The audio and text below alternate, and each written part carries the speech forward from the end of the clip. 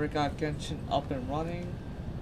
Just gotta make sure things are good on both, um, on both, on YouTube and Twitch.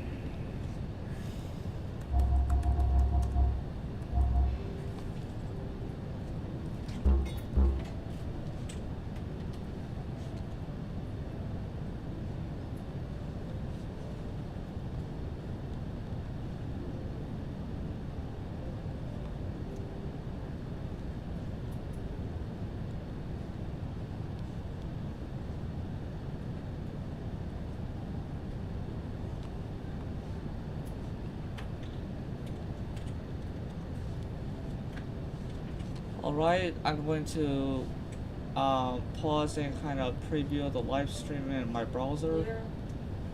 What? There you go. Get through all that. Yes.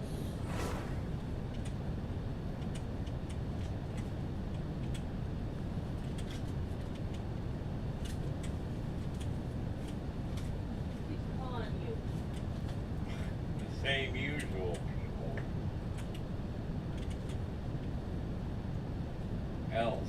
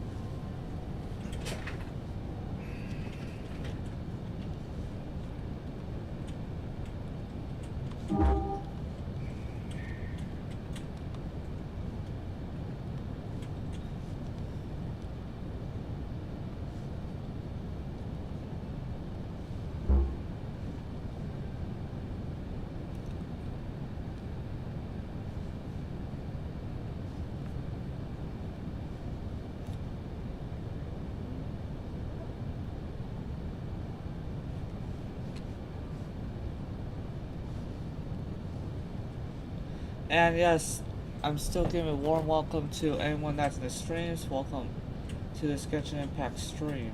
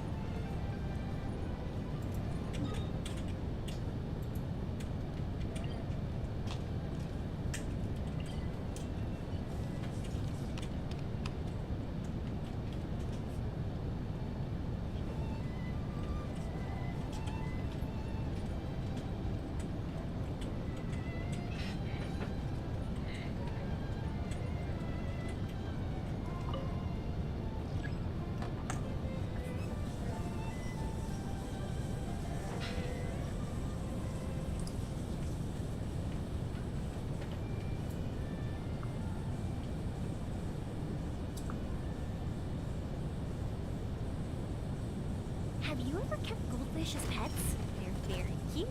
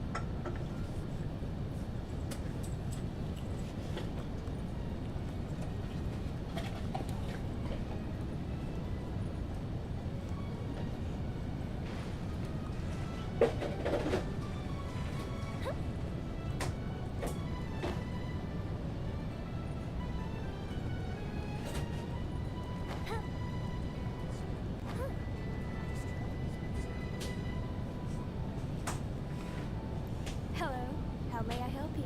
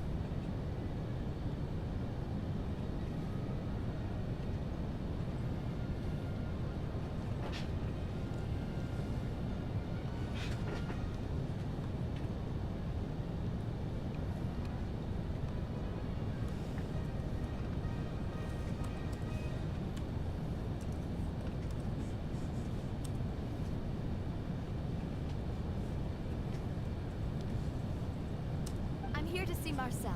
Could you please let him know? You can just say Navia's looking for him. Sure. I will let him know right away.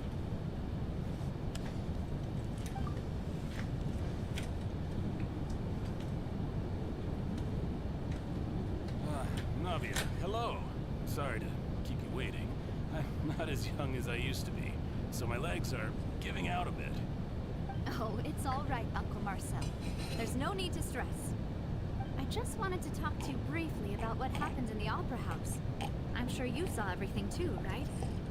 Yes, I've never seen anything so strange. Oh, you were at the Opera House too? That's right. I went there with Navia to see the magic show.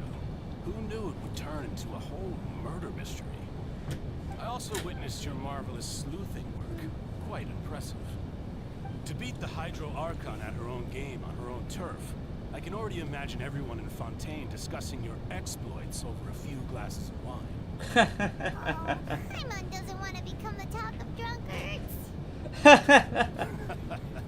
Apologies. It's just how Fontaine is as a nation. Everyone loves drama and theatrics. Uncle Marcel, Especially you if it also noticed that refreshes other thing, right? after The fact that a humans usual can day dissolve of in whatever water. they do. Yes, I was reminded of your father's case right away. Is that what you're investigating now?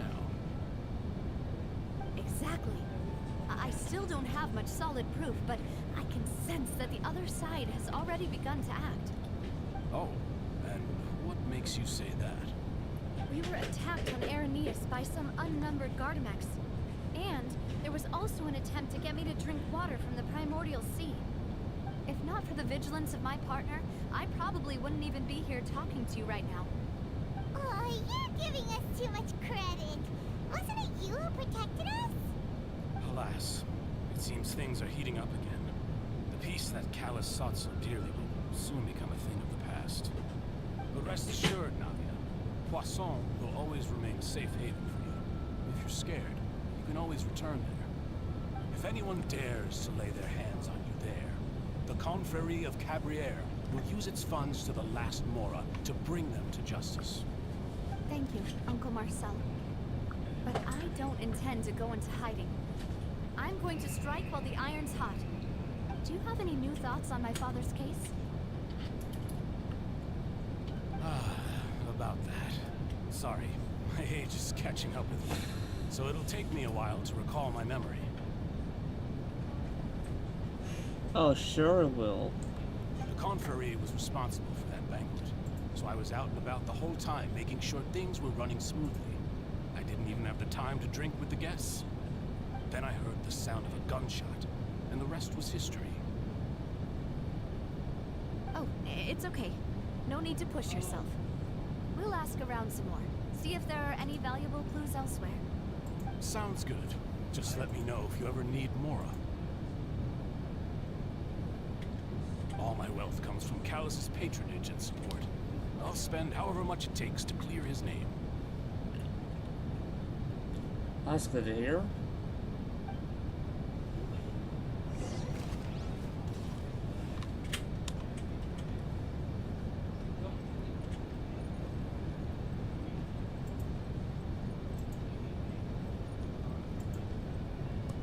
Fuse is lit.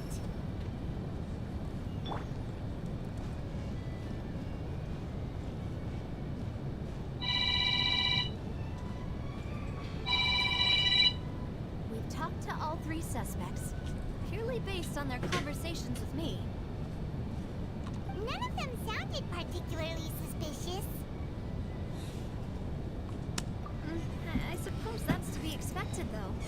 If a single conversation's all that's needed to find them out, then my father wouldn't have needed to investigate the case for so many years.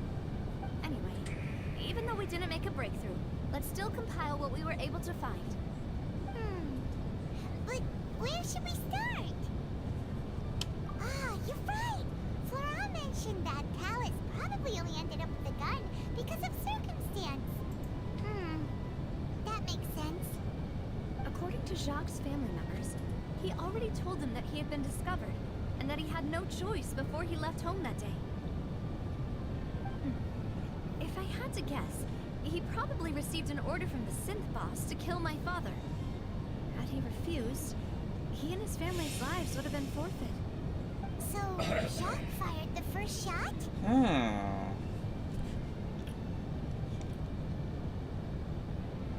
Oh? And why is that?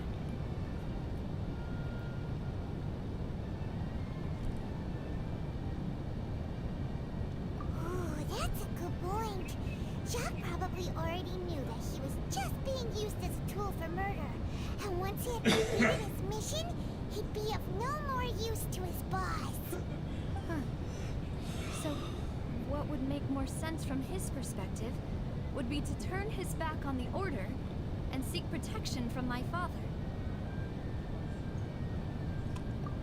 Makes sense. But without evidence, that's still just a theory. Besides Jacques, the attack from the Gardamex has been bothering me quite a bit as well. It's obvious that our enemy has become more antsy after the secret of the primordial seawater was revealed. Do you think he knew, even then, that we'd follow this lead to the end? Given everything that's happened since, it's quite possible. But who among the three suspects would have the ability to control privately owned Gardamex?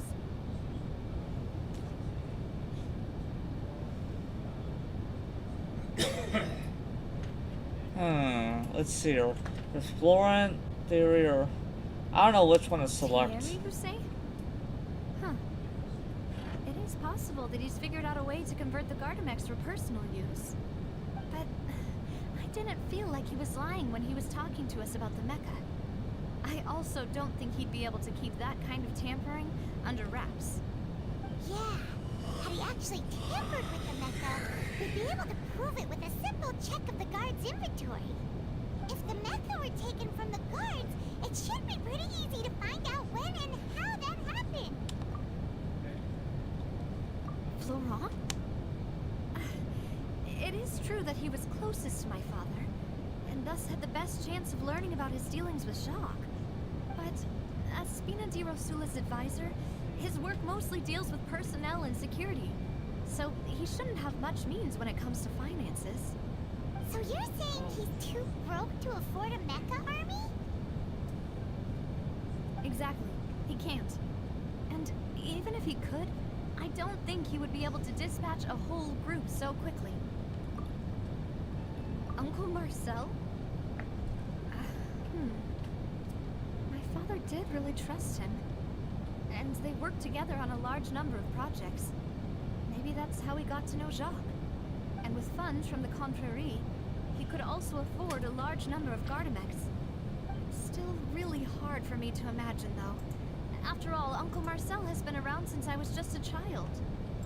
Also, wouldn't this mean he has been spending a whole lot of mora and energy to fight his own synth business? Who could it be?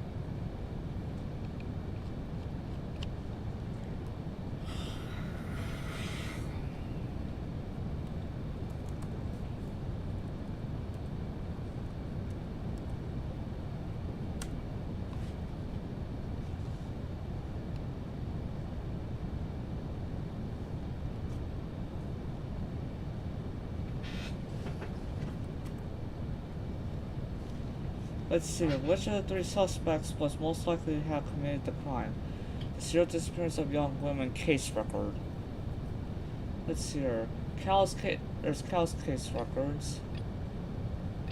So this is the only selectable one. If we just consider the incident from Gardamex, only one person really.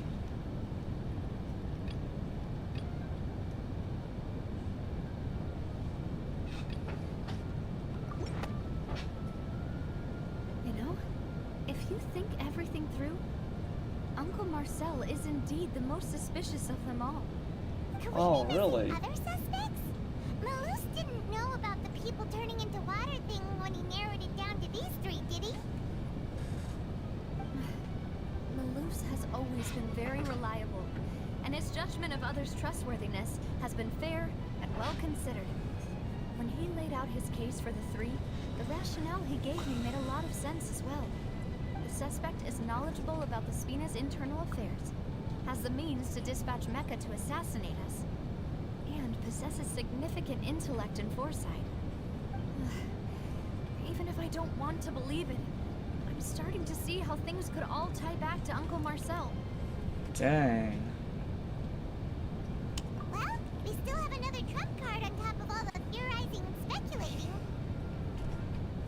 Yes, Malus did say that charging straight in there would be extremely risky. But we don't have any other options right now. We need far more solid proof before we can hope to go charging in on our enemy. Navia, here you are.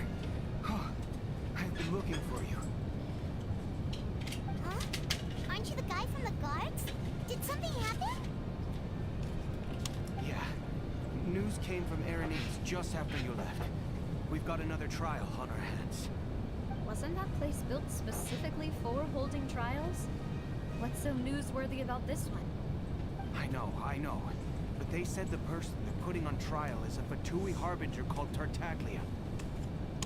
What? Is that someone you know? Yeah, we know him. Maybe even a little too well. Oh yeah. He's been accused of being the true culprit behind the serial disappearances case. It's absurd, don't you think? Wait, how? None of our investigations have had anything to do with him. That's what I thought was strange about it, so I came to tell you the news right away. If the charge against him stands, then it'll be next to impossible to get the guards to support any of our planned investigations. Right. Because they'll think they've already found the culprit. Yeah. And it'll be a lot harder then to clear Mr. Callus's name. I understand. Well, partner, what do you think we should do? We still haven't found any conclusive evidence. Huh? Split up? What do you mean? You can go to Erinese while I go investigate that place. Just as expected of my partner. Since this is a trial about the serial disappearances case, the culprit's attention will be focused on Erinese, leaving his home base wide open. You're right. This is our best opportunity. All right then, let's do this. I'll install them at the Opera House and charge Marcel as the true culprit. I won't have any chance of making that charge stick though, unless we find more evidence. It'll be up to you to make it back in time and hand the decisive evidence to me. We'll help you, just like you helped us in Lenny's trial. Demoiselle, please allow us to accompany you. I'm running. Ah, Malou, Silver. When did you two get here? We heard that you'll be leaving Poisson and figured that you might require our assistance. It's our hope that your confidence will be bolstered with the two of us by your side. Thank you so much. Then, let's make haste for Erinese. Paimon, Traveler, I'll see you at the Opera House. See you then.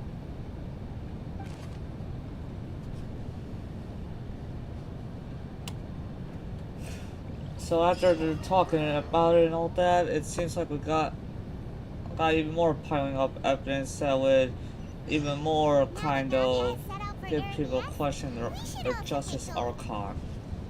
The location has already been marked on the map, so let's head over. The Justice Archon. But to ease. Huh. That was the According to Justice Malu's Archon. info, the synth production base is underwater. Let's go and try to find the entrance.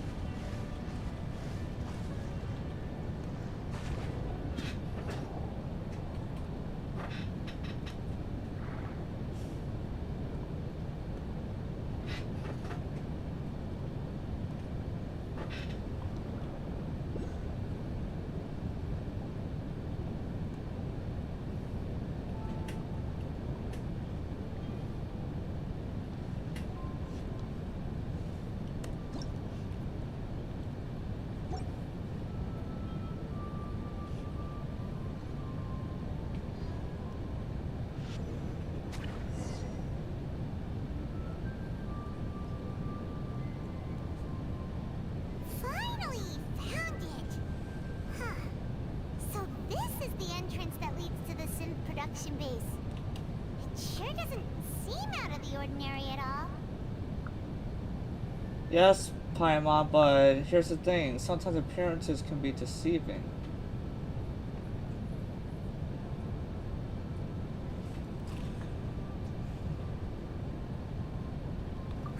You're right.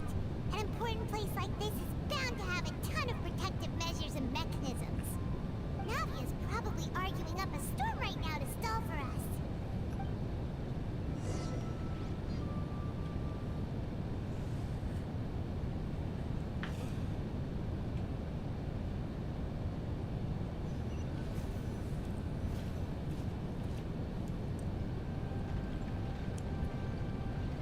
It would appear that I must repeat my question again, Mr. Tartaglia. Do you accept the charge that you are the true culprit behind the serial disappearances case? To be perfectly honest, I don't understand your country's complicated court system, or the reason why I'm being charged with something I've never even heard of. However, I did hear that people who have been charged can choose to participate in a duel to clear their name. Is that right? In which case, as long as I accept the charge, I can have an all-out fight with that champion duelist Clorend, right? I've got to admit, that's one of the most enticing offers I've ever received. When I privately sparred with her last time, she was obviously holding back. Real disappointing. Hey, don't you understand? Let's see if Child really has it in him. Suspect for a major case. This isn't the place for you to be looking for fights. Oh? Sounds like the Hydro Archon wants to lecture me on the ways of the Opera House. Then why don't you duel me too? I'm the kind of student that learns best in the heat of battle. No. That's not what I meant. Alas, it would appear that communication with the defendant is going poorly. We have made very little progress. In that case, let me explain everything from the very beginning again. The goal of this trial is to determine the culprit behind the serial disappearances case. That case had nothing to do with him. You've got the wrong man. I don't know who this Gonza is. Why is she interjecting again? I told you it couldn't be one of the Fatui harbingers. Miss Navia, People are this is the second requesting time right you've when I'm interrupted the in court a proceedings. cutscene. I only tolerated your behavior last time because you were able to provide the court with a key eyewitness. But that was an exception rather than standard court protocol. I can very well charge you with contempt of court for your interjections. Oh, please. Did you ever think I had any respect for this place's pointless theatrics? We can put the discussion aside for now. I'm not here to argue with you. I'm here to charge the true culprit behind the serial disappearances case. And if my charges prove true, then Tartaglia here will be proven innocent by default, correct? Oh, a young lady has charged in and offered to clear my name. How fascinating. Well, I'd gotten half bored to death by all these rules and procedures anyway, so I'll take you up on that offer. So, Your Honor, is there nothing else for me to do now? You may take a seat for now in the audience, but that doesn't mean the suspicions against you have been lifted. Now then, Miss Navia, who is the person you would like to charge instead? That person is...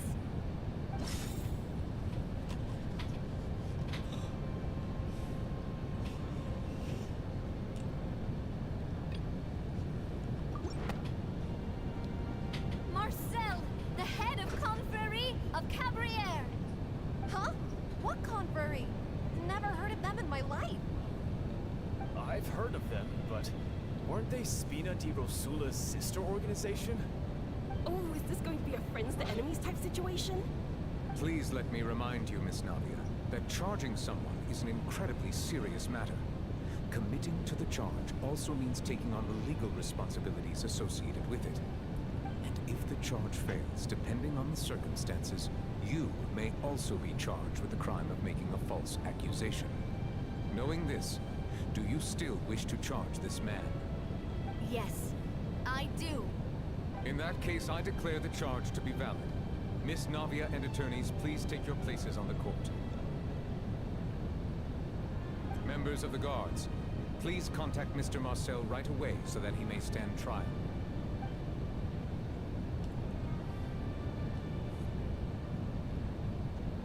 Mr. Marcel, you will not require an attorney. Is that correct? Ah, apologies. It all just happened so quickly. I still haven't figured out what's going on.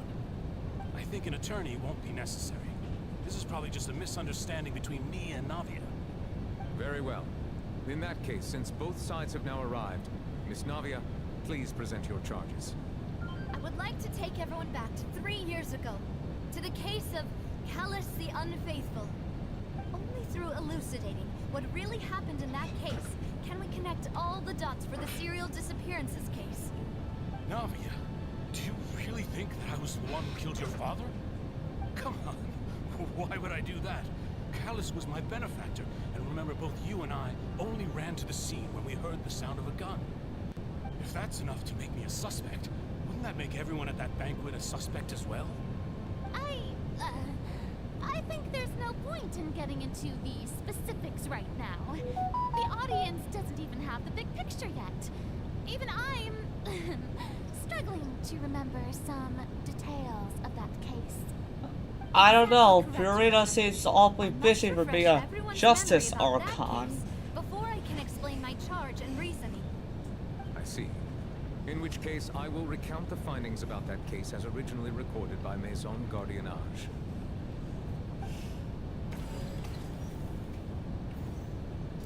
On the day of the murder, Spina di Rosula hosted a large banquet in a countryside estate owned by the Confrérie of Cabrières.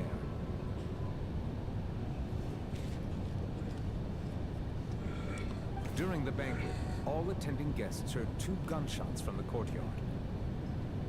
When the guests arrived at the scene, they found the primary suspect, Callus, holding a gun, while his acquaintance, Jacques, lay dead from a gunshot wound. The guards' investigation did not recover any other firearms from the scene. As a result, they concluded that the suspect's first shot must have missed, while the second must have taken Jacques' life.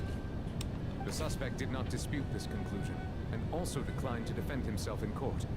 Instead, he chose to prove his innocence through a duel. Callus was defeated by champion duelist Clarand in the ensuing duel, and soon succumbed to the injuries. These are the known facts about the case.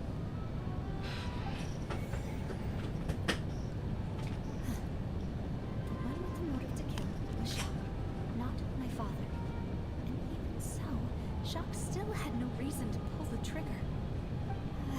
In truth, the third person shot Jacques first, and was shot in turn by my father when my father seized the gun from him. After that, the true culprit turned the third person into water, erasing all traces of him from the scene. Thank you for the summary, Your Honor. Of course, the guard's conclusion appeared quite sensible to us at the time.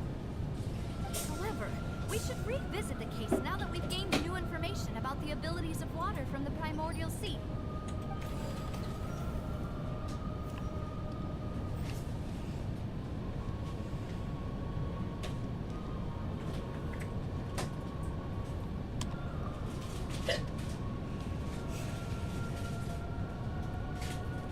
So let's hopefully win this, hopefully, well, not hopefully, but definitely win this case, because for a nation that has a courtroom and opera / performance place all in one kind of building, it's really something of, like I said, this Fontaine, out of all the other regions, it's not all squeaky clean because there's so much justice. It's, it has its corruption.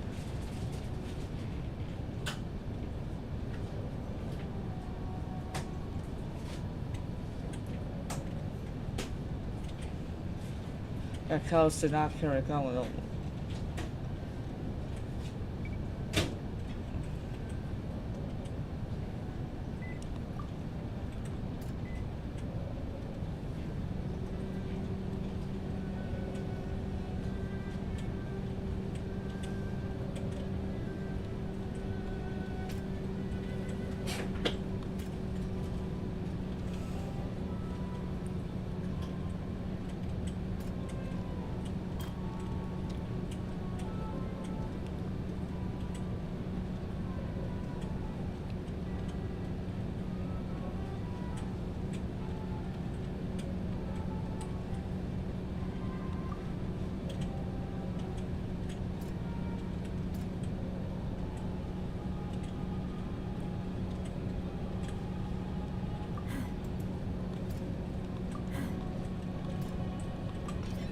Testimony of the victim's family confirms that Jacques had thoughts of assassinating Callus when he set out for the banquet. Unfortunately for Jacques, the true culprit had already considered this possibility and had sent out another assassin.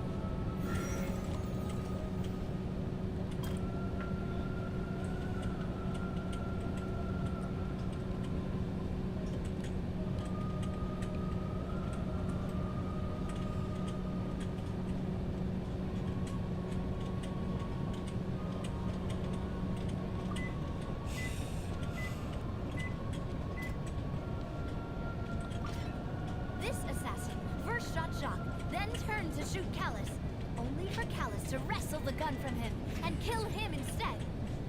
Haha.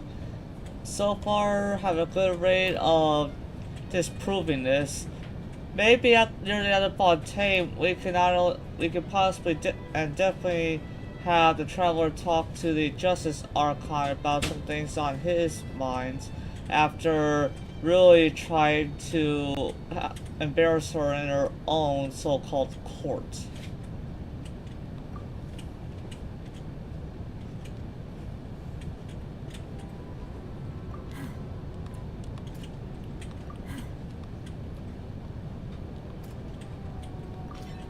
A pile of clothing was found at the scene. The guards once believed they were used by Jacques as a costume to disguise himself. But now, it is clear that the clothes were proof that there was a third person at the scene, and that they were turned into water after committing the murder. Since it was raining that day, the culprit was confident that they could use the rain to wash away all traces of their dissolved accomplice.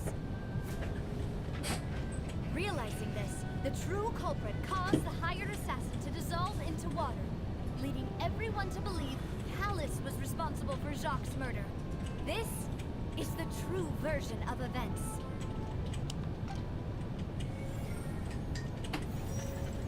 Bam!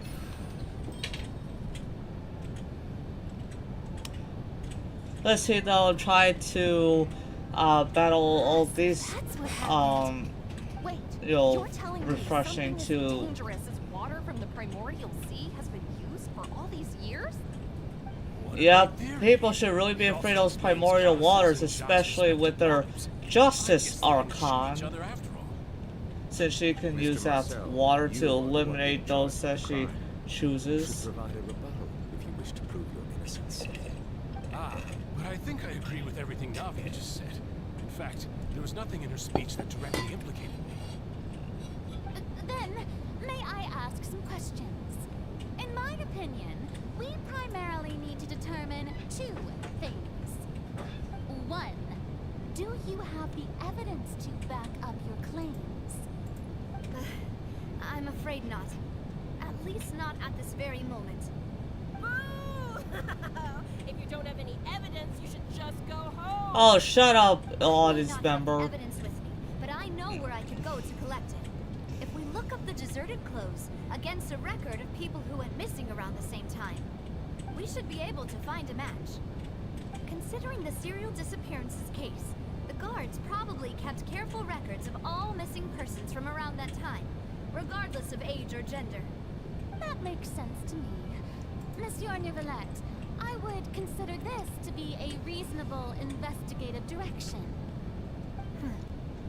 Why do I feel like Farina's acting a little differently today? Maybe she's scared of embarrassing herself again? Yeah, Farina needs a whole bunch more embarrassing.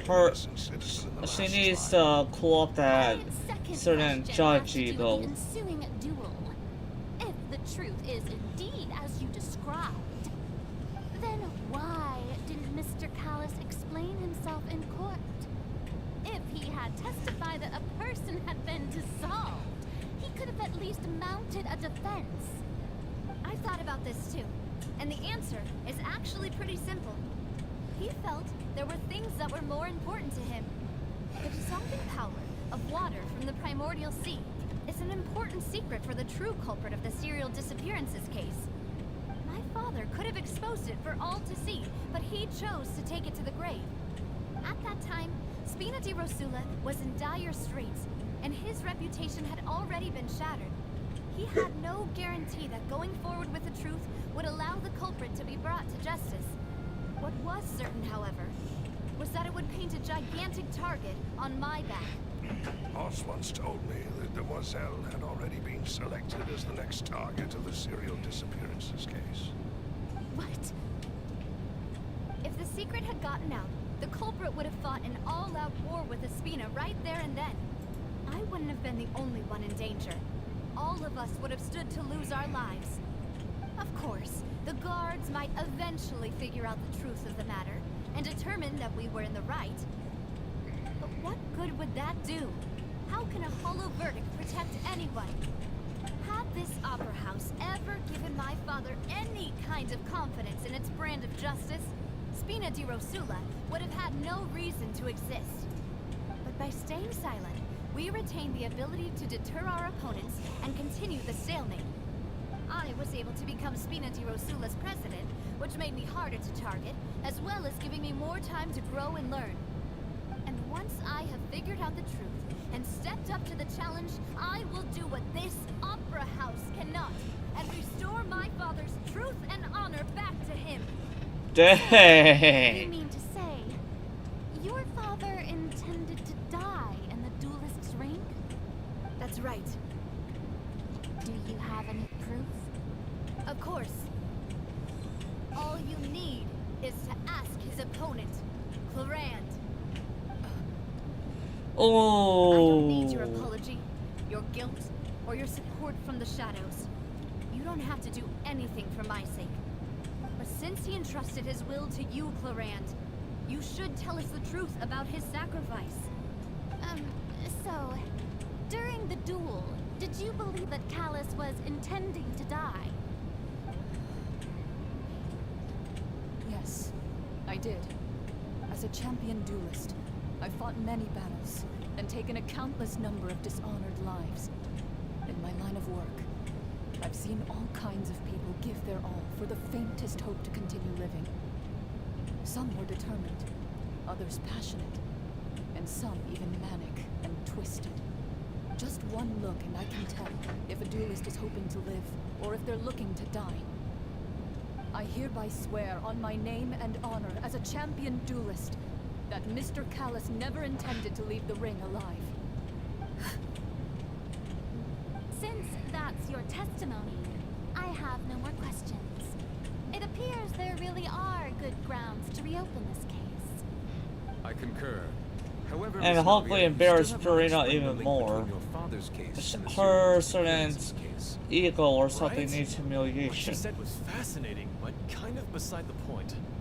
Wait, weren't they just talking about the serial disappearances case? Of course, Your Honor. The two cases are connected via a matter of timing. In my father's case, the culprit intended to kill both Jacques and Callus. As a result, they planned to act after hearing 2 gunshots. And at the end of Linny's trial, the culprit also only dissolved the victim in front of everyone because they realized they were at risk of being identified. The culprit could only time their actions so precisely if they were already at the scene. Coincidentally, Marcel attended both the banquet and the trial. So that's why you suspected me. Even after hearing your reasoning, I still can't help but find it a little preposterous. I'm used to it, though. You've always been an impulsive and sentimental child, Navia. It's one of your most endearing traits. No need to appeal to pathos. I won't try to refute your points one by one, but even if everything you just said was true, can you prove that I was the only person present at both events? On top of that, does a person have to be physically present to control the timing? Can't someone remotely monitor the place?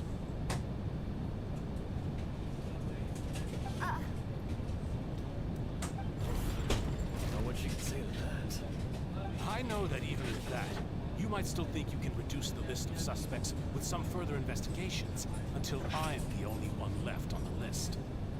Alas, who won't feel at least a little hurt by an accusation of murder from a girl you see as your own daughter? But if I were to dismiss this completely, you'd also think I'm not being considerate of your feelings. Ah well, let Uncle Marcel teach you another lesson.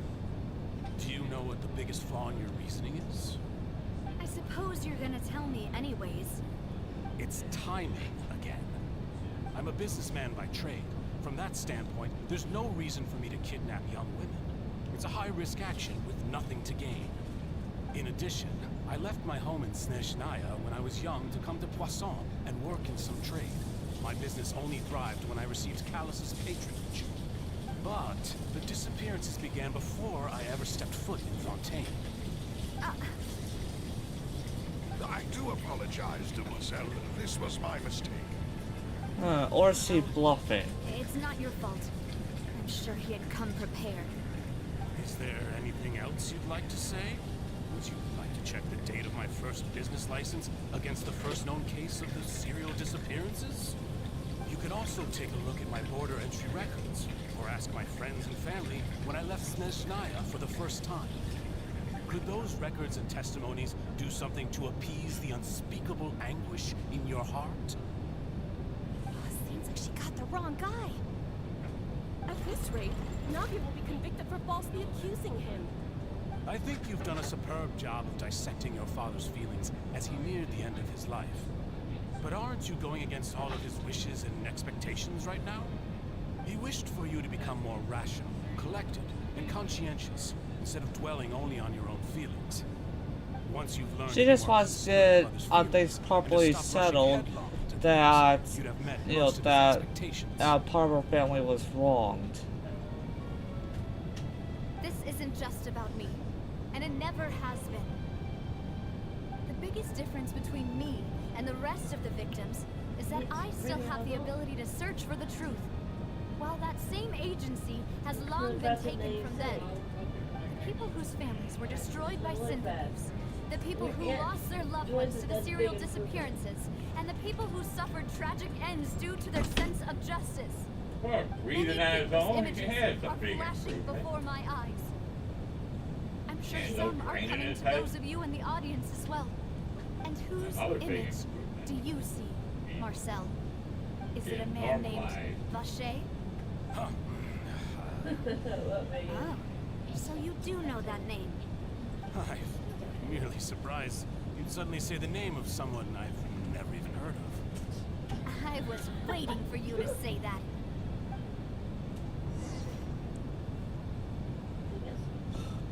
A little later on the edge of the Sid production base.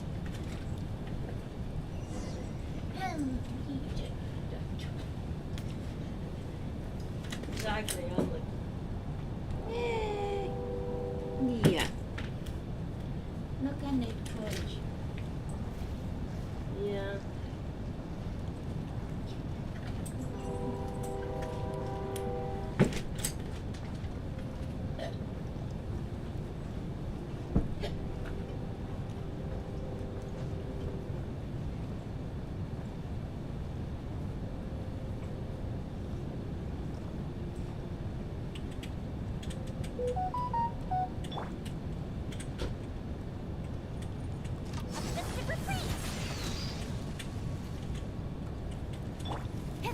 Incoming! With sword comes shadow.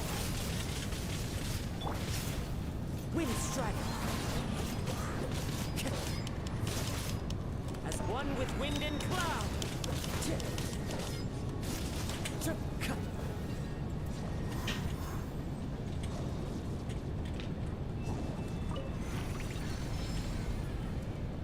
Whoa! The floor is going up! Is it because of this mechanism in the middle? That guy really prepared a lot of stuff for this place.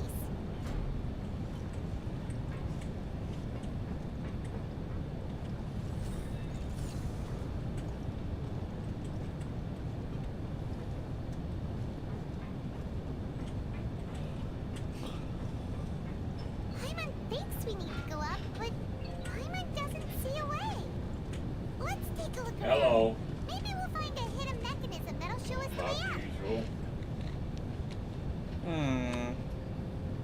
Yeah, a whole bunch of hidden mechanisms.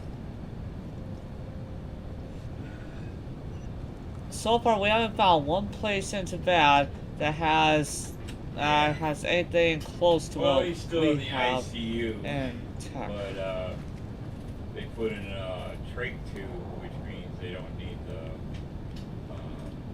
oxygen machine anymore, and he started breathing on his own yesterday. So, yeah,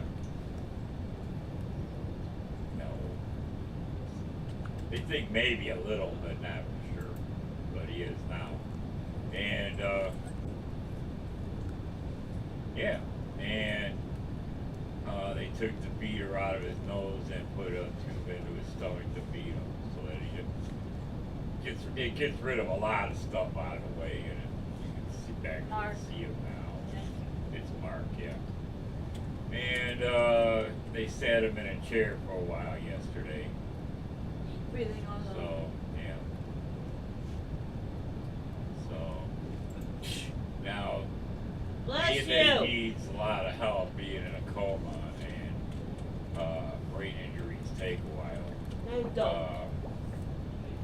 They'll probably send him to a facility that takes care of people in that condition.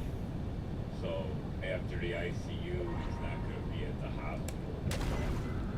Somewhere that can help him wake up enough, and hopefully he start waking up at his own, because we're talking to him, trying to get him to talk and look at us and stuff. Wake up, his eyes are getting better, because he's kind of puffy. He's got his nose too.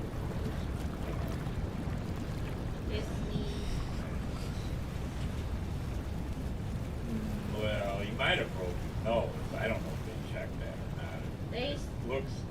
It looks okay. The water level is rising. Now we can swim to the top. But this is still a ways away from where we Well, need to go. he's got a hairline fracture in his hip, but they said it isn't even enough to worry about. That's the only thing else that it's very minor, and yeah, it's real minor. They didn't think it'd be a problem. It should, heal up on its own. Yeah.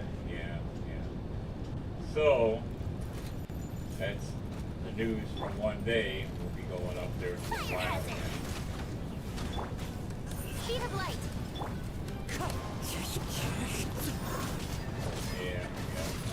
All looking more like normal, other than getting the signal to wake up yet. So, they don't have the drug on. He's not in pain to wake up.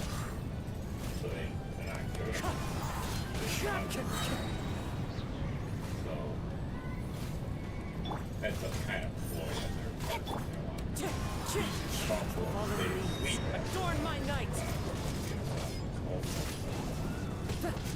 And like I said, they took the tube out, and the neurosurgeon said it looked good to him. That's all you do.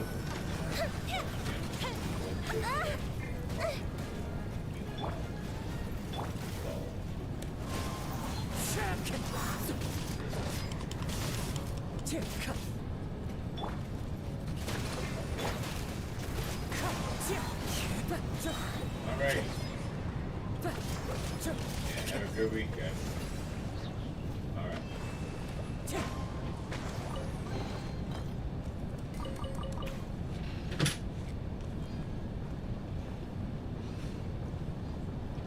So yeah, while she's trying to, see what she can do in the courts, we're also,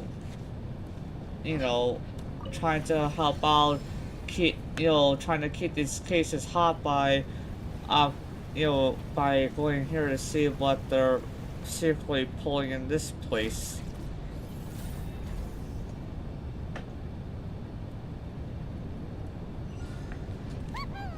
Now the path is clear. Let's go.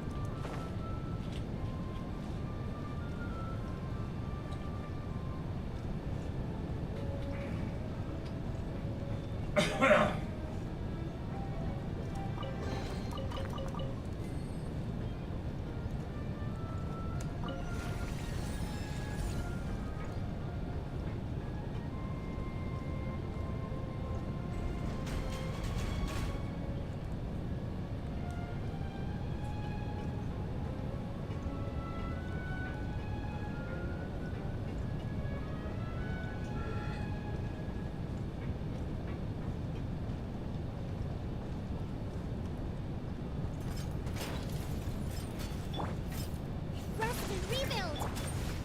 Time for a light show! Uphill battle!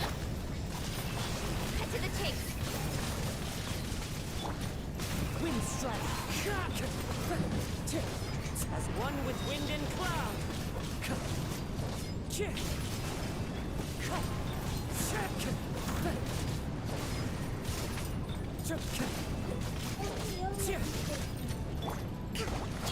Fire hazard! Feel the Go beam. push it down!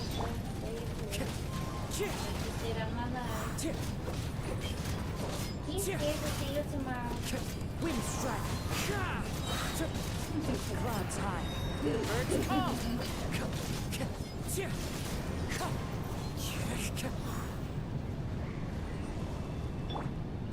Hold the line!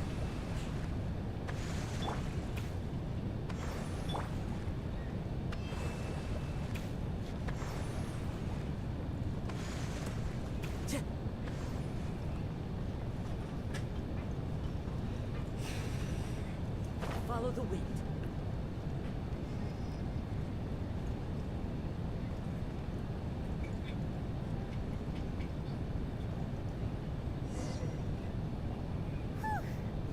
After all that, we finally made it to the innermost sanctum.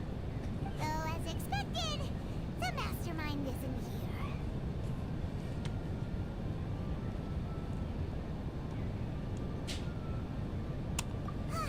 That's right. Then let's hurry up and find some evidence so we can get back to the Opera House and help Navia.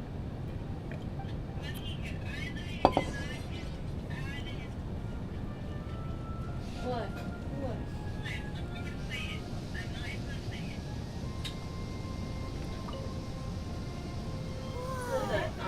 There's so much synth here. Breathing And so many bottles of Yes, ingredients Fontaine. that probably just contain the waters of the primordial sea. What? in the water coming to the light. I go and God for it. God knows how much Mixing more. in progress. He's healing the bring the heal faster. Stop Say. sample? They've also got all the synths pretty clearly labeled. Whoa, there's even fruit flavored synth? Yep, it's So apparently now we found a rare room where they've been making this synth potion, which has already been banned because basically it gets people have a certain addiction to it because it makes them all happy and joyful. But when they can't have any more of it, then they start to feel intense of the reverse. Let's see what's written here.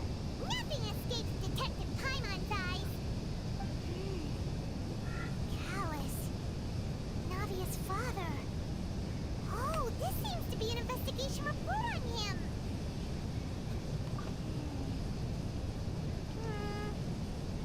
Yep. It's about finding someone to assassinate Jacques and Callus because of a lack of confidence that Jacques himself would go through with it. This should prove the existence of the third person, right? And me not looking at group chat, so I don't We know still what's have going not on. determined the exact content of the key information Callus has passed on to certain members of his organization. Oh yeah, But how the you real menace yeah. to deal with. Even if he abides by the promise he's made to us, he will still have the upper hand. He can act whenever he wants to make our lives miserable. The only option left is to remove him from the picture entirely. I concur. Let's send someone to kill him. He won't declare war as long as we don't touch Navia. Oh, seems like we've got a bunch of correspondence between the higher-ups. Oh, they're all just so evil. Yeah, for a certain nation, for a certain region that has a Justice Archon, there isn't. Or so far, the justice doesn't seem justice at all.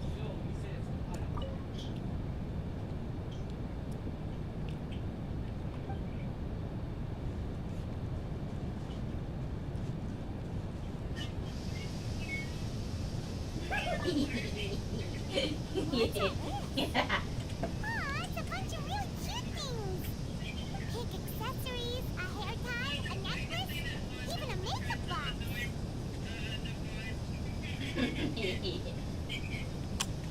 Papa, Stanford, Paimon okay. says it too. Wait, why are all these cute things labeled with different girls' names? Huh? You mean the girls from the serial disappearances? They were brought here? And then they were turned into water. And all the boxes of things. These names. That means... Oh, this is terrible. What? It could be very much possible that all the missing female case that they have, the serial disappearances case. My best guess is that someone had the knowledge to use the certain kind of water that the archive control or something. Or basically, I think how they've been making their special happiness potions, because maybe they were getting these females to feel real happy, and then they had them turned into the very potion. And they made sure nobody really knew what much happened to them, and just locked up their belongings down here.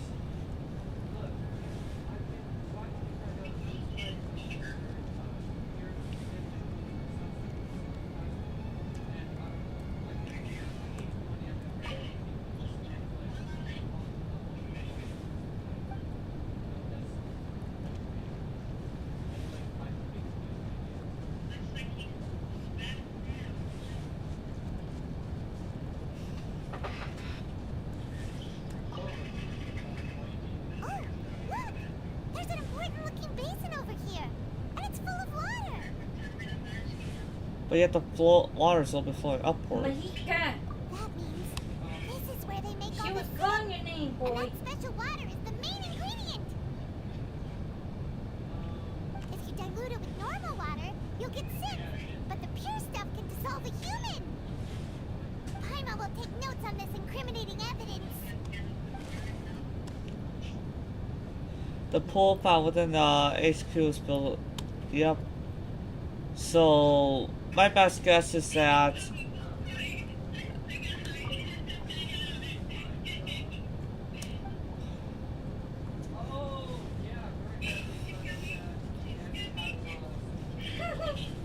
I guess barely anybody from Fontaine, but the people that knew about this place, you did all this.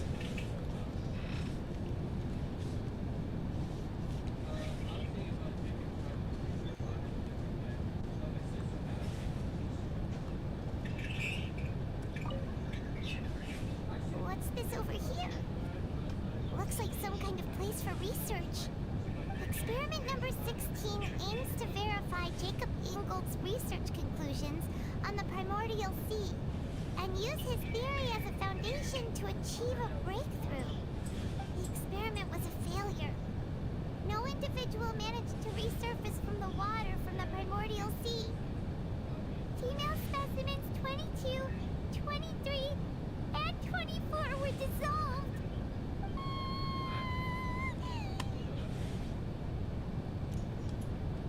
Sorry, traveler. Paimon will try her best. It's just that Paimon's never read something so scary before. How could someone write something that terrible in such a matter-of-fact tone? You read the rest. Paimon's too scared to keep going. Well, it's not known that Paimon, Paimon sounds like a female, but maybe that's why.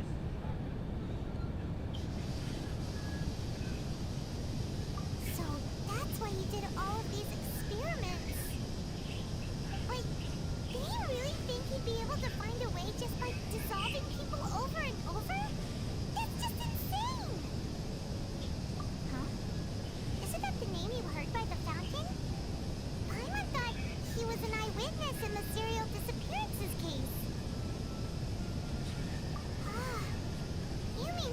Kay is the one who did all of these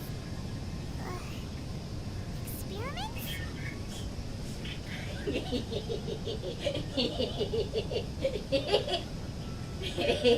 So that's it. Vacher was no victim, but personally took his lover and... No, that's not it either. If that's the case, why would he want people to resurface from the water? In any case, Paimon will write it all down. Paimon, write things down? Paimon, have you gone through a new phase or something, or while we're in Fontaine? Quite unusual for you. We've looked at almost everything here, and it seems like our theories were spot on. But... yeah, we haven't found anything that reveals his true identity. No wonder even Nervalet wasn't able to find anything. Whoever it is probably destroyed everything to do with that name a long time ago. That way, even if we bring all this back to the opera, we won't be able to identify the true culprit.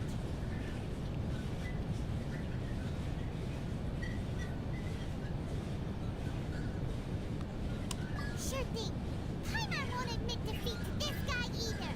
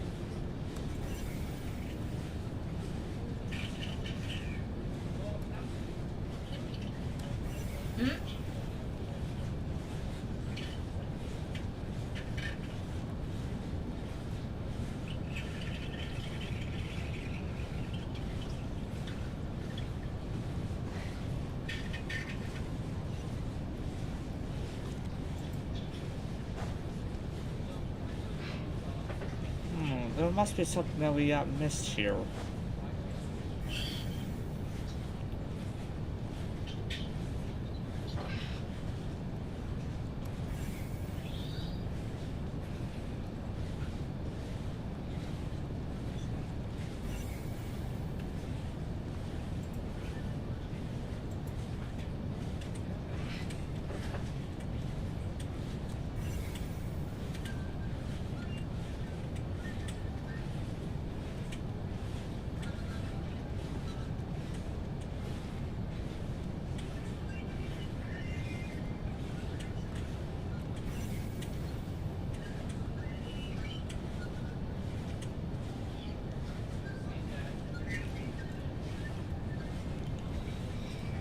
He examined all this, but yet the game's telling me like there's something left.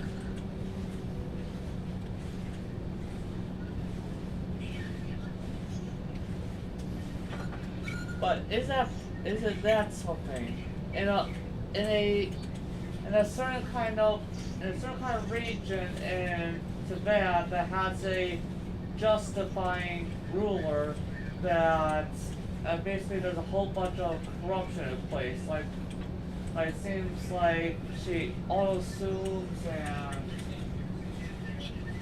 basically it seems like the Trump's got to really help to clean up the tragedies of Fontaine.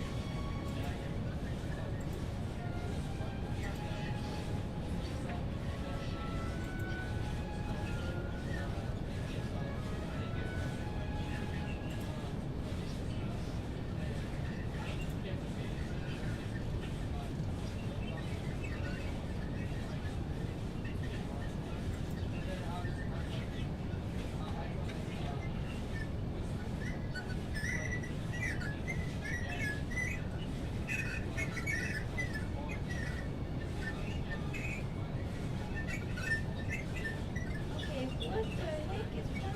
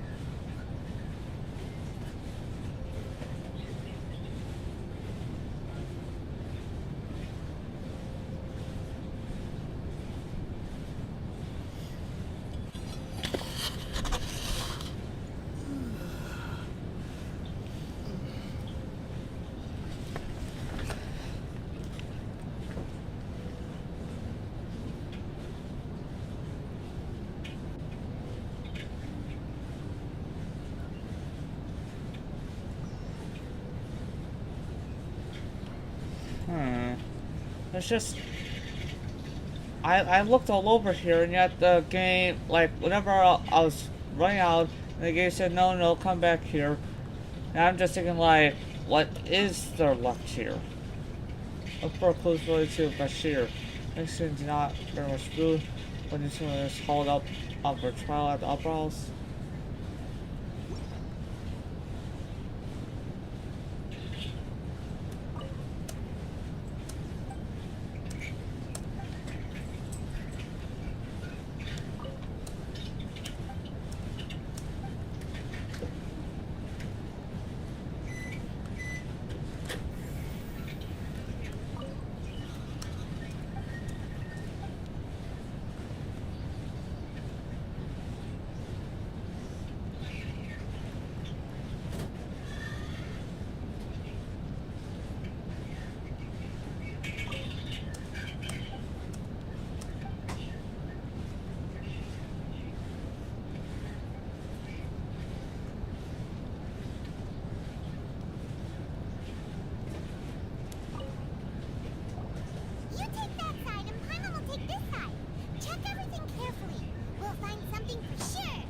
So apparently I have to check this spot again.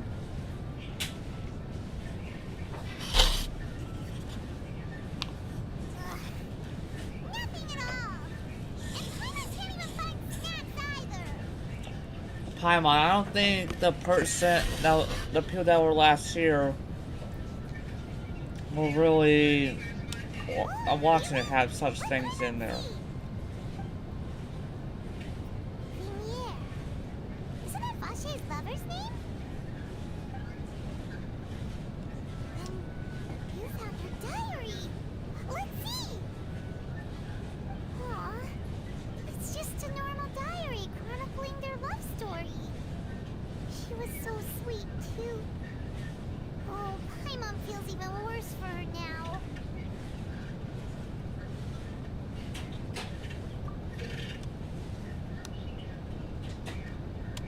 So many! A whole page's worth! But they're all crossed out. Was she unhappy with all of them? The final name she decided on was Marcel. Wait, but Marcel's pretty old. Has this case been going on for so long that he's Vache and Venier's grown son? Hey! Paimon still hasn't figured it out yet.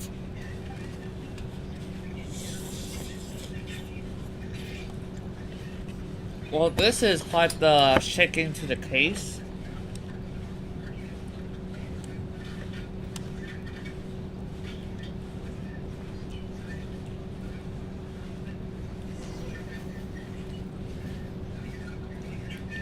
And whose image do you see, Marcel? Is it a man named Vache? Ah, so you do know that name. I'm merely surprised you'd suddenly say the name of someone I've never even heard of. I was waiting for you to say that. Navia! We're back! As expected of my partner, I just knew you'd return in the nick of time. Just how often do you intend to flout the rules of this court? It's all right, Monsieur Neuvillette. Given their confidence, I expect they found the crucial evidence.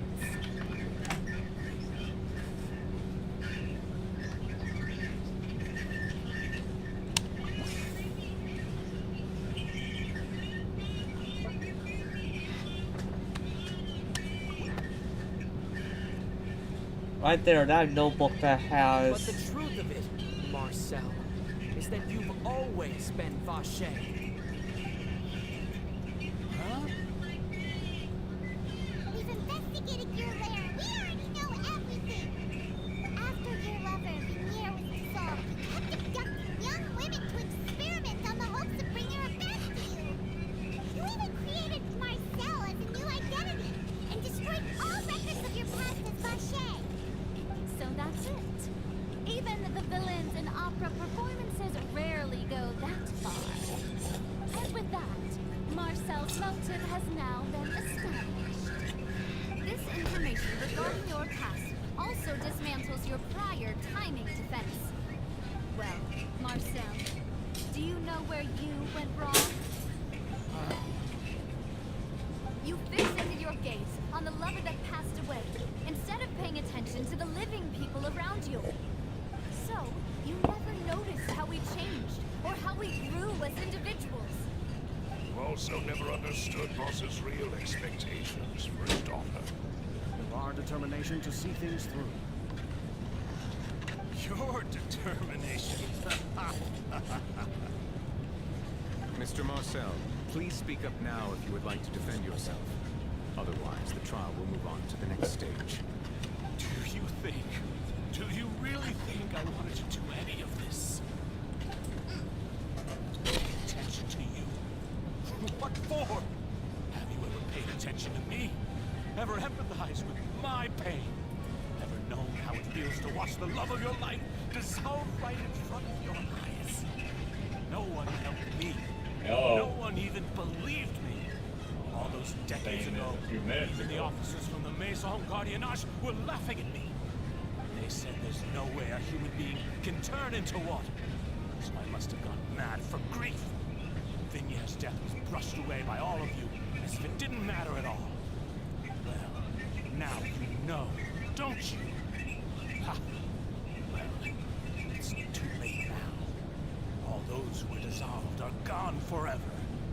You only have yourselves to blame. You set up this ornate opera house in pursuit of your Hey there, so-called Jay. justice. Josh, how you doing? Beloved drama. While turning a blind eye to the suffering of the people. Vignier is dead. We promised each other that we would always be together. Wherever she goes, I will follow. But I'm not from this blasted place. So I can't be dissolved. No matter what I do. Hey, is that water from the primordial sea that he's drinking? I can't dissolve. Can't dissolve. Can't dissolve. Do you all see? I can't go. I can't follow. So if I can't go where she is, what choice do I have but to try to bring her back? I did all of that, and in the end, that accursed Callus still got the better of me. I spent my entire life living on pins and needles, only to get stabbed by his idiot daughter at the very end. The suspect is exhibiting signs of mental distress. Guards, please restrain him. Don't touch me!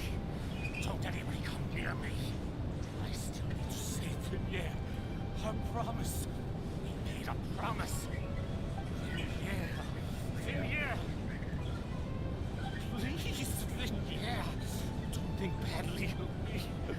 All I want to do is fulfill our promise. At this point, the verdict of this trial is clear. With Mr. Marcel's conviction, the charges against Mr. Tartaglia no longer have any basis. Fine by me. I was in a bad mood, but after a show like that, I'm actually feeling pretty good. Traveler, please submit all the evidence you have collected to the guards, so that I might review and summarize the truth behind the serial disappearances case. The man now known as Marcel was originally named Vache, and worked as an adventurer with his partner and lover, Vignier. During an underwater expedition, Vignier accidentally came into contact with water from the primordial sea, and was dissolved in front of Vache as a result. Vache learned of the primordial water's existence through the work of others, and began to kidnap young women for research, with the goal of discovering a method to restore Vignier back to life. To cover his tracks, he invented the new alias of Marcel, and began to operate a business in Poisson.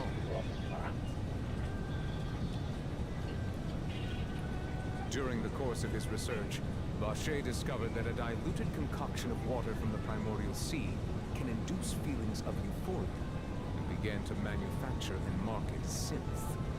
However, as he accumulated wealth to fund his continued research and expanded the scope, he came into conflict with Spina di Rosula. After exchanging blows with Spina di Rosula for many years, Vache decided to assassinate their president Callus at a banquet. Although the assassination did not go as Vache expected, he was able to turn Callus into the murder suspect by dissolving the assassin he sent to the scene. And just recently, Vache attempted to frame Linny as the culprit of the serial disappearances case, using a similar method. However, his attempt to frame Linny failed, and the power of water from the primordial sea became public knowledge. This case also exposed enough of Vache's machinations that he was eventually successfully charged in court. Thus concludes the enigmatic history of the serial disappearances case, with the truth revealed to all. A big case closed. The oratrice will now deliver the final verdict Well, regarding he the did charges that against too. Mr. Vache. Of course, he worked for railroad. He got hurt, but then eventually Well, they that's made it good to hard hear, for him, so he Jay. had to take disability. Well, look at that. I got my money. Song They that's do gone mess cold up. for years has now been featured Don't let him kid you. and closed. Mr. Vache is guilty. Guards! Take Vache away. good, and what he deserves. Alright. With that, the serial disappearances case is over now. What now? We really just witnessed history. Who would have thought What a true are we talking about culprit now? would be such a polite and well-spoken guy? The same thing your sisters. I don't know. Are they married? I don't remember. People and now he's finally Steve getting what Right. he deserves. Oh, Are you okay? April is. Oh, Steve said the same thing. Marcel, you What? were They absolutely should get brilliant. someone that's an injury lawyer and let them Day work our on it. late boss had always hoped for has finally come. Because what happens if You can rest easy now. something don't go knowing right justice somewhere in the has been future? You need served. the money. Yeah. Yeah. Oh God. It's finally over. It's all thanks to you guys. And my partner. What? See, Papa, Steven Rosula's still doing well with me at the helm. Well, now, hasn't this been a most delicious piece of drama? The No. villain has been caught, justice has been served, April's married, past wrongs have been Robin- righted, no. and it's a big ol' happy ending. Okay. Since it's been such a great show, I'll just let the false accusations against me slide. Either way, I've still got some business to attend to. So, Alright. if you'll I didn't excuse say me... anybody wanted to know Please wait anything. just one moment, Mr. Tartaglia. What now? None of this has anything to do with me. According to court protocol, since this trial was initiated due to a charge against you, a verdict must also be made regarding the initial charge before the trial can Now conclude. none of this is working. Oh, come on. Is this really Does that necessary? mean I'm gonna need Haven't to you already shut down caught the and real criminal? start it over? Isn't it time for side characters like I me get to the person, exit but I stage don't get an left? F. I don't get an Please F at the respect work the laws of table. Fontaine. I don't get This has anything always been at the All right, Lockbox This sure to is a pick lot of up. hassle. All I need to do is stand over there, right? Let's just get this over with. Through evidence presented in the public trial that was just held, it has been established that Mr. Tartaglia has no direct connection to the serial disappearances case. The guilty party has been identified, and thus it is logical to suppose Mr. Tartaglia is innocent of the charges. We now turn to the Oratrice Mécanique d'Analyse Cardinale to render the final verdict on the charges.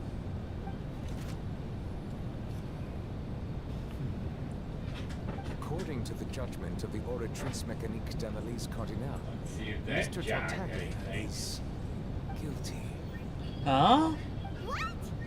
How do all this say guilty? That's Oh, not funny. Didn't you just say I'm supposed to be innocent? is there something a child did in Fontaine? Is your justice machine malfunctioning? Huh? This has never happened before. The Oratrice actually returned a different verdict from the Chief Justice. I mean, have you ever heard of an innocent Fatui Harbinger? Do you think the Oratrice might have just convicted him on general principle? But weren't the charges about the serial disappearances case?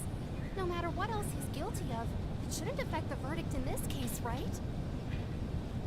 The judgment of the Oratrice Mécanique d'Analyse Cardinale is, by law, the final verdict of the court. We must Okay, I accept already the used verdict. up. I made all, Please took all take the the animal suspect hide, into made custody all of of the them into court. leather, had the two of them make every piece of armor they could, went and sold them, and I gained 3 gold. So that was just doing leather armor. I wonder what child, aka So Mr. this is how justice Tartaglia, done is in still. Fontaine. What a joke. Heck, the boots they made, one of them was better than what I was wearing. You've So I got your rules. switched boots. Well, I've got mine too. So my old one.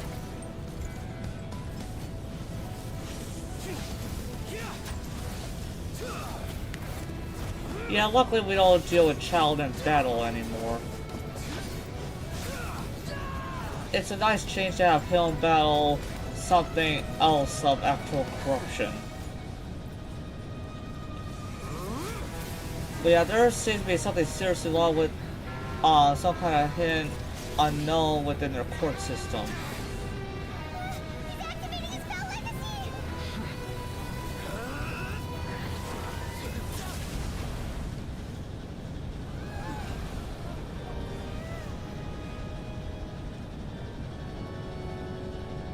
I am sorry.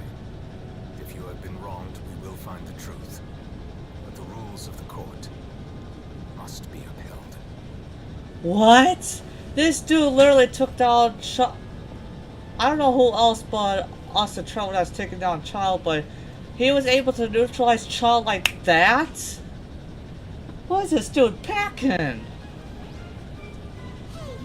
Monsieur Novelette, what's going on? Shouldn't they have been cleared already? Apologies. This is also the first time I've encountered such a situation. However, according to the rules established at the conception of Fontaine's court system, the Oratrice's judgment is the final verdict of the court. All I do is follow court procedure. As for why the Oratrice arrived at the conclusion it did, you should probably ask someone more knowledgeable than me.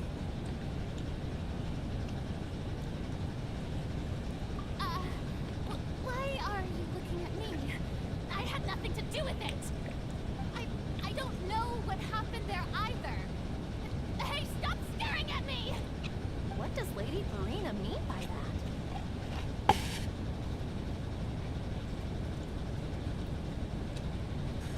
She says she has Noe Bill has the biggest, That's impossible. Didn't she create the Yeah. Oratrice herself? Yeah, so are the verdicts reliable or not? Can results like this really be called justice?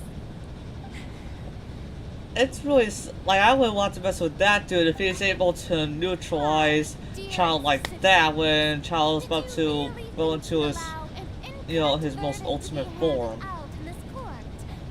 Did you really believe that the judgment could be mistaken or be the result of some sort of random mishap?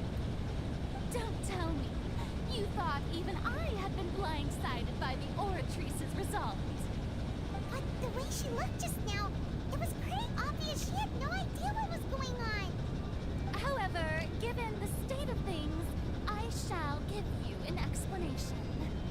Everything that just took place, including my supposed shock and bafflement, was a part of an elaborate performance, with every action meant to stir up drama and excitement.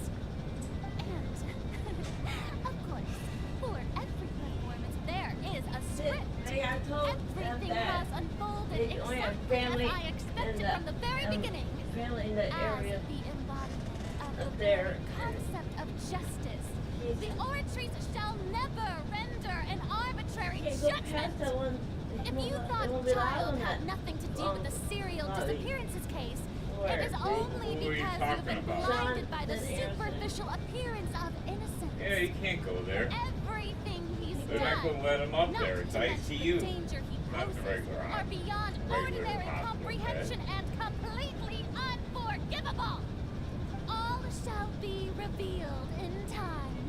You will come to understand you my make it noble intentions, as well as the No, he has the human absolute fire correctness of truck. the Oratrice's verdict. Well,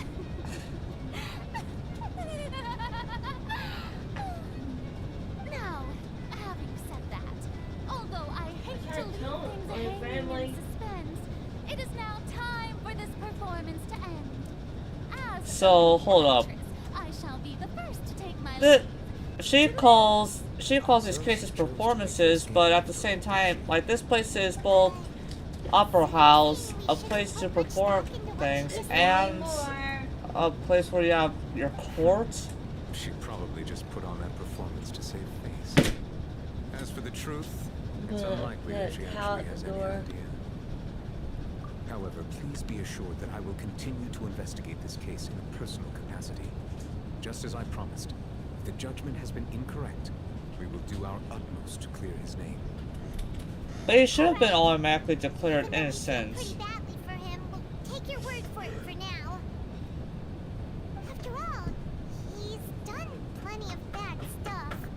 So he should have known he'd go to prison someday, right?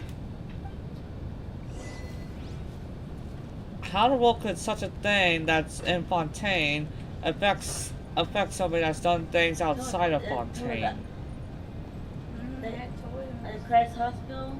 We were concluding that he was innocent in one case, but now all of a sudden there's this case that the thing is bringing up. Something is wrong with Putrina and her certain unknown technology of a justice mechanism.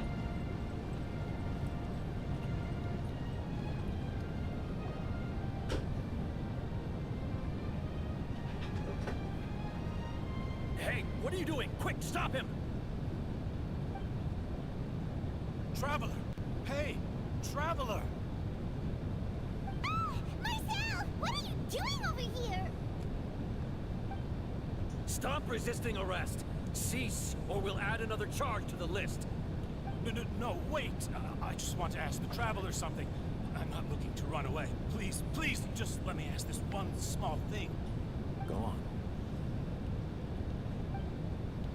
Thank you. Thank you.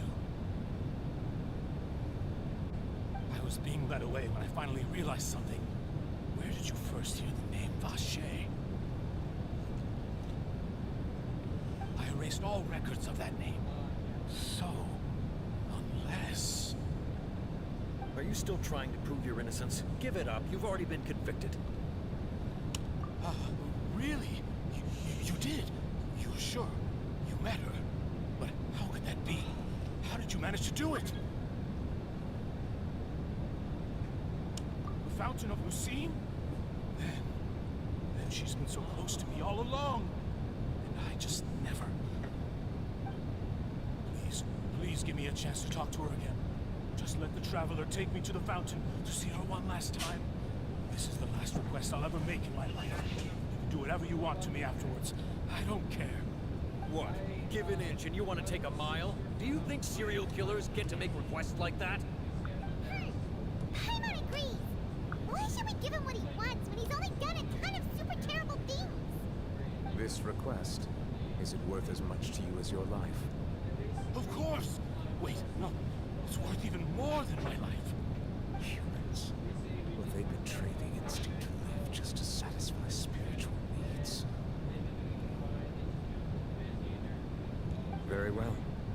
I will grant your request. Your Honor, I fear that... I will go with him. You do not need to worry about any escape. Yeah, when you make...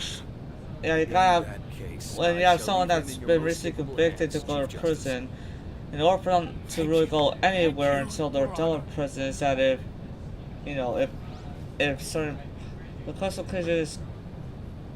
Wait, did it just say the very quest location is involved with some other kind of quest? Let's see, quest order occupied by another quest. And food, experiment color, choose the quest location. Well, what, let's see, the long field.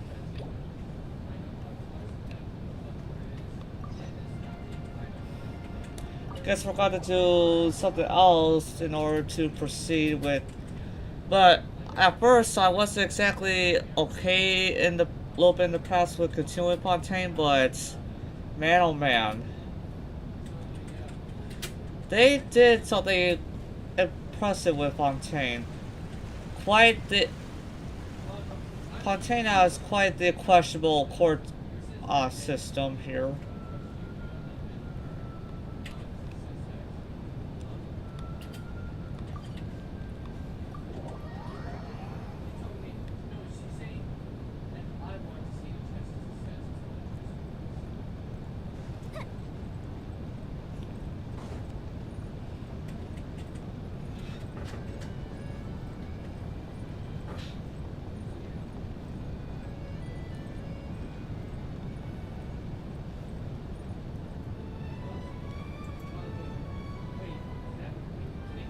Huh?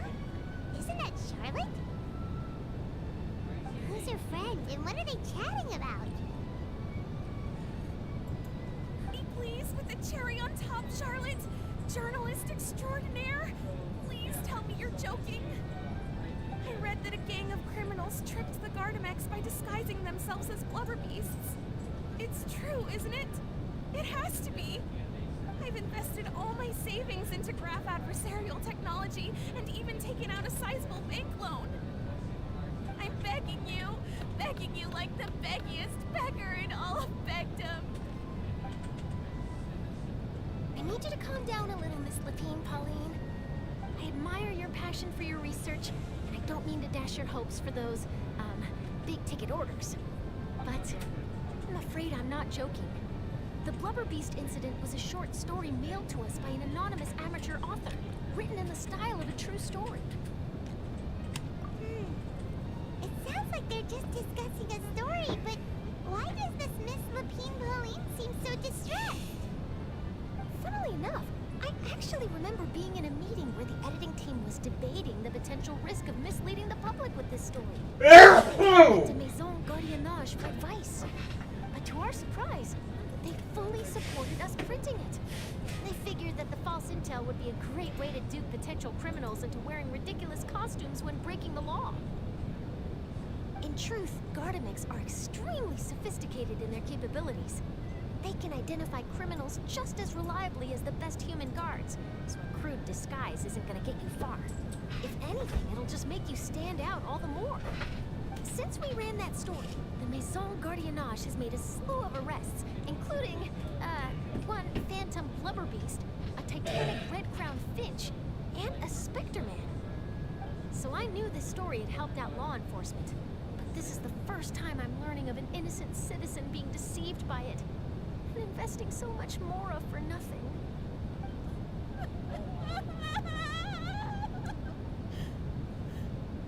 Uh-oh. She really sounds like she's in pain. Paimon thinks we should just ask Charlotte what's going on. Hey, Charlotte! Traveler, Paimon, it's you! I was in the area taking some photos for a story when I got to talking to Miss Lapine Pauline about her research. She read an article in the Steambird about a criminal who evaded Gardamex detection by disguising themselves as a blubber beast. Inspired by this story, she spent a lot of Mora researching counter-criminal image recognition technology. Her aim was to improve Fontaine's public security by developing a device that could enhance Gardamex target recognition capabilities. She was hoping I could write an article to spread awareness about image recognition technology. She even paid me for the article and gave me one of her prototype devices before I could get a word in. But unfortunately, it was just a fictional story, and her efforts and aspirations were all in vain. I tried to let her down gently, but she's finding it all very hard to accept. Dang. This is a new situation for us, too. It's such a pity.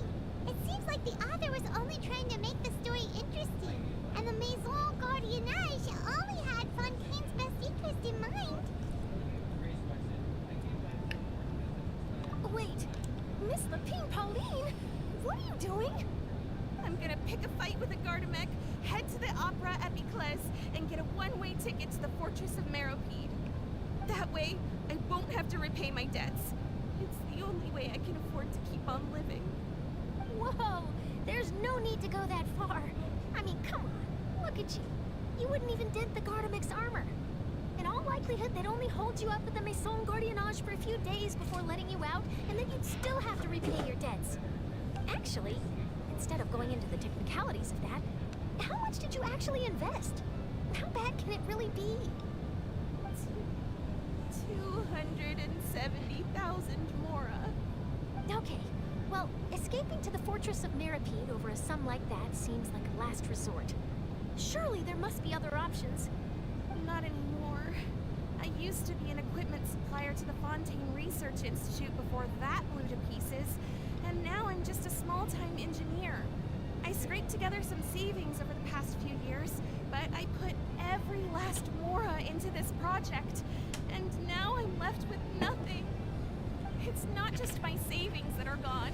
It's my whole future as a graph adversarial technology specialist and my dreams of becoming a billionaire one day. And it's up to us, well, you know, you and Mom, for people go visit.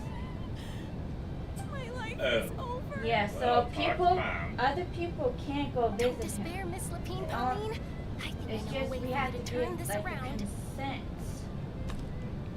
This prototype you've given me. She's The right camera there. lens for image recognition. Well, what does sample Mom collection. think?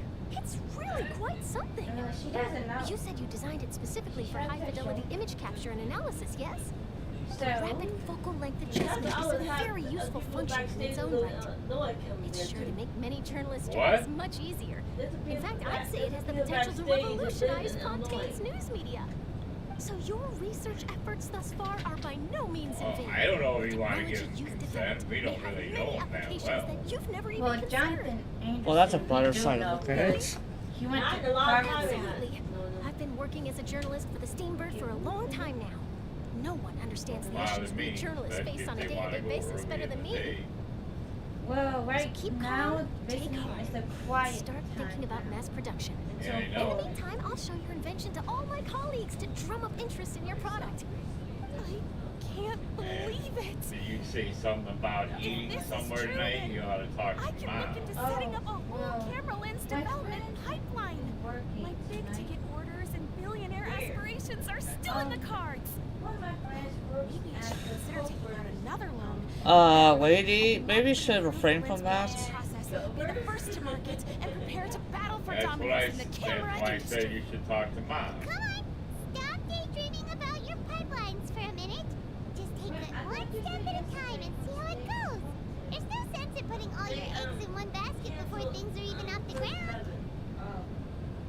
They did. And I can probably speak to some people I know and license my Okay. image recognition device to a workshop to raise some funds.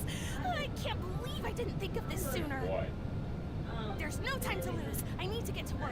Early bird gets the worm. Can you believe her? She just ran off.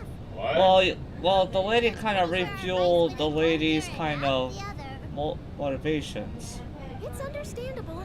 When inspiration and passion strike at the same time, it's all too easy to throw yourself headfirst into your work and forget about everyone around you. A lot of journalists are the same way when they're first starting out. But don't you worry. I'm gonna write an article on all this, and I'll be checking in on her regularly.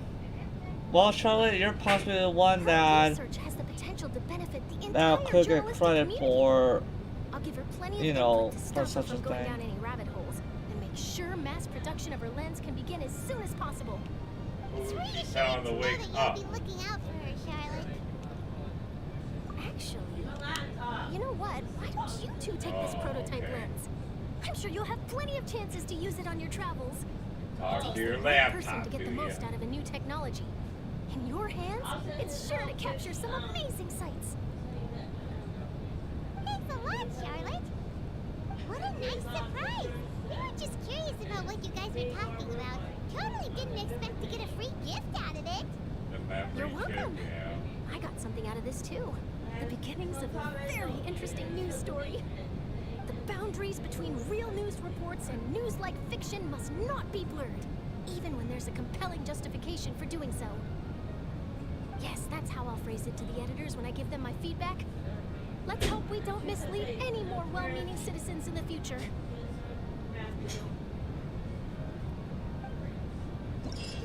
Well, she went from sorrows to extremely joyful just because of what Charlotte said.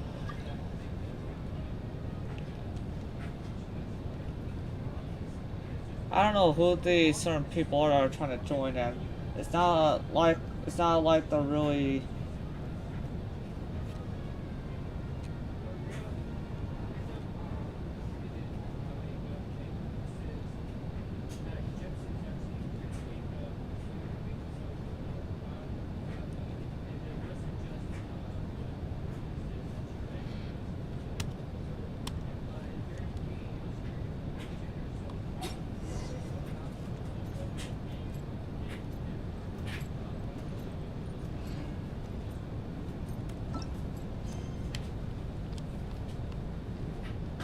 I think it's just weird for me seeing him with that haircut.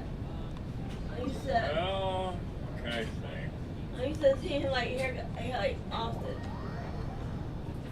I know. I've been picturing him like talking to me and help me out. And help me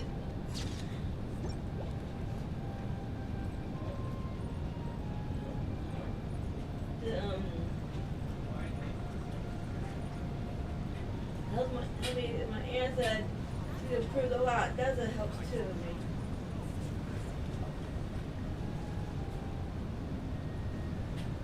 Is this the place? said she's here, but what do I need to do to see her?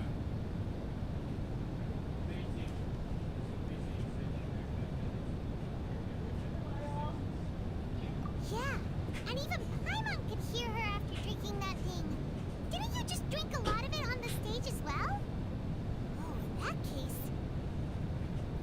Vache. Ah! Yes, that's it. So you heard it too. Vignere, it's me! It's me, Vache! Vache? Vache. I'm here! I'm here! Where are you, Vignere? I'm coming for you. I'm finally here for you. Hey, wait! Be careful! Hey, wait!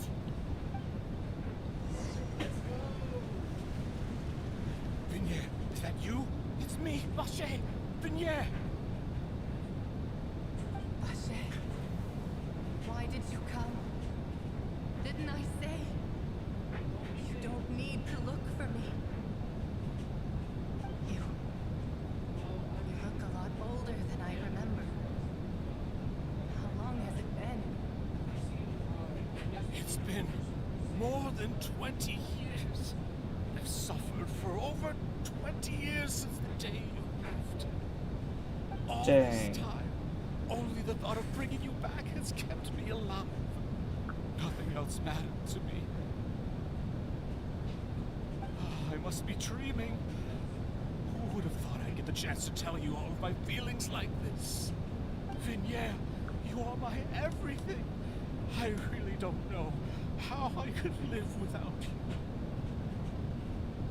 But Vache, if you ask me, this world would be better off without you. What are you saying? If not for you, I would have finished my law degree and probably become a top-tier attorney one day. If not for you, I would have continued to pursue my love of the arts, and my works would have been displayed in the Palais Mermonia itself. If not for you, I would at least have been able to take care of my mother. And she would not have grown old and died alone, with nothing but the tears on her cheeks. It's all because of your selfishness, Vache. It's all because of you. You... Wait, you are not Vignere. Who are you? You're right. I am not Vignere. I am the sacrifices. Every woman who died by your hand, as our bodies dissolved, our consciousnesses flowed back to the primordial sea. Our thoughts circulated endlessly within the primordial sea, and we were no longer individuals, but we became one, just as streams of water come together in the sea. I'm Cressy. I'm Lemony. I'm Azine. The only one I am not is Vignere. Why? But then, where is Vignere? She doesn't want to see you anymore.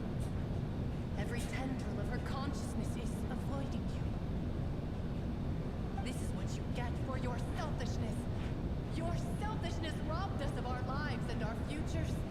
You said time and time again that you'd do any and everything for her. But did you ever consider whether she'd want to see you do the things that you did? If she would despise you for what you became?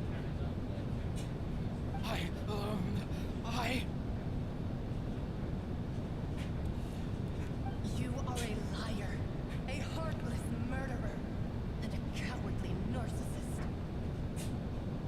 The only thing you are not is Vignere's beloved. From the moment your first victim died and her consciousness merged with Vignere's, she has had nothing but pure hatred for you. Looks like they didn't meet Vignere back then either. They must have wanted me to Marcel here. Yeah. She can't hate me. Let me see her, please. Have mercy. You still don't understand. When I said don't look for me, that came from the real Vignere. She really doesn't want to see you anymore. But on top of that, she also said that because it's her final drop of pity for you. She said that because she knew that if you did come here, we will show no mercy to you. Vache. Vache. Vache. Vache.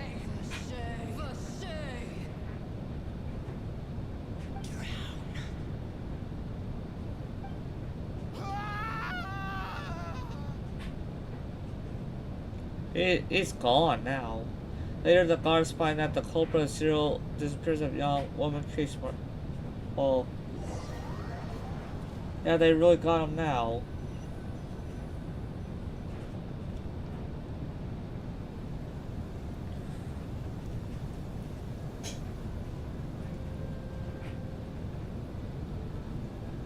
Finally, we have some time to do shopping. Gosh, it's really been a long time since we've been able to relax. Well met, partner. I knew something great was going to happen when I woke up in such a good mood today. Even this weather can't put a damper on the demoiselle's mood. It's a pleasure to see you both again. Oh, hey, Navia! It's been a few days. Paimon's already started to miss you. Oh, now that I believe. I'm easy to work with and always bring home the bacon. Who wouldn't treasure having a partner like me? Sounds like you're really enjoying life these days, Navia. What have you been busy with since the trial? It's just been one thing after the other. I've been making non-stop trips between Poisson and the court since then. Everyone from Spina di Rosula organized a memorial for my father. We never held a memorial when he first died, since everyone knew that even if we held one back then, no one was going to come. This time, though, everyone in Poisson, and even many people from the court, all attended. So his name's definitely been cleared now. That's what we like to hear. It's been the dearest wish of Demoiselle all along. That blasted stubborn fool. I was right to put my faith in him. I'm so glad I didn't give up on the case all those years ago. Oh, by the way, I ran into Charlotte just after I left the memorial service. Well, maybe it'd be more accurate to say I knew she would be there, and there was no way she'd just let me go. Huh? So you know Charlotte too? The Charlotte? Journalist from the Steambird? Yeah, way back when I first became the president of the Spina di Rosula, she was all over me. Wouldn't take no for an answer. I believe the story was called... Thanks. Oh, it was a really flattering feature. So, we've been on pretty good terms ever since. She was trying to lean on our friendship to get me to do an exclusive piece on the serial disappearances case. Oh yeah, she told us about that. She's always been super interested in that case, so now her wish has finally come true too. Anyway, I told her to make sure that when she writes about you guys entering the opera house with the critical evidence, that you both sounded really cool. Now that's another thing to look forward to. We trust Charlotte's skills with a pen for sure. Oh, and in other news, I also took Clarande out for a meal. Oh, are you two on better terms now? While you were investigating What's Vache's that, headquarters, Clark? Clarande gave testimony on my father's Did you behalf. put a fork in the trash? It was It's thanks to her a that we were able to turn the disposable tide. plastic I wanted one. to thank her. I mean, there's also no point in being awkward all the time. So we took the chance to reconcile with each other. Oh, that's great. Paimon also thought Clarande wasn't actually a bad person. It's always good to have more friends. Anyway, now that the case has finally been solved, perhaps it will slowly begin to fade from the public consciousness. Oh, actually, there's still one last thing I need to do. What is it? I should pay a visit to my father's grave and tell him the truth of what happened, as well as how it all ended. And on top of that, just how much people still look up to him to this day. That includes me, too. Might be some kind of special delivery. Yeah. Oh, I think Kingdom Fuel has arrived. See? I think. What in the world? I can give you what in the world. Yeah. Yeah, Kingdom Fuel arrived. What? Yay. Sure So thing. anyway, Ordered it. What do you expect me to do? Keep it? no. After all, Well, without it, then. there might not have been such a positive ending. Get all panicked so they knock on the door to give it to you. Considering the recent weather, we'll be lucky if we can reach Poisson at the before door. dark. Yeah, you're right. So we've been through It's like been raining non-stop for a few days who now. knows. I guess. What place to choose today? Not the make sure they don't that what place that does not get Matthew. Palatine or something. Palatine or something like that. This is But where my against that father's and grave pray is. God, I've been telling To be God, perfectly oh, honest, him choose the spot, Even I haven't been back place here for him for Matthew to go to. a long time. They'll take care of him. There's someone there already. Wait, that figure. It can't be. Isn't that Derbilette? Why would the Chief Justice be here? Huh? Navia?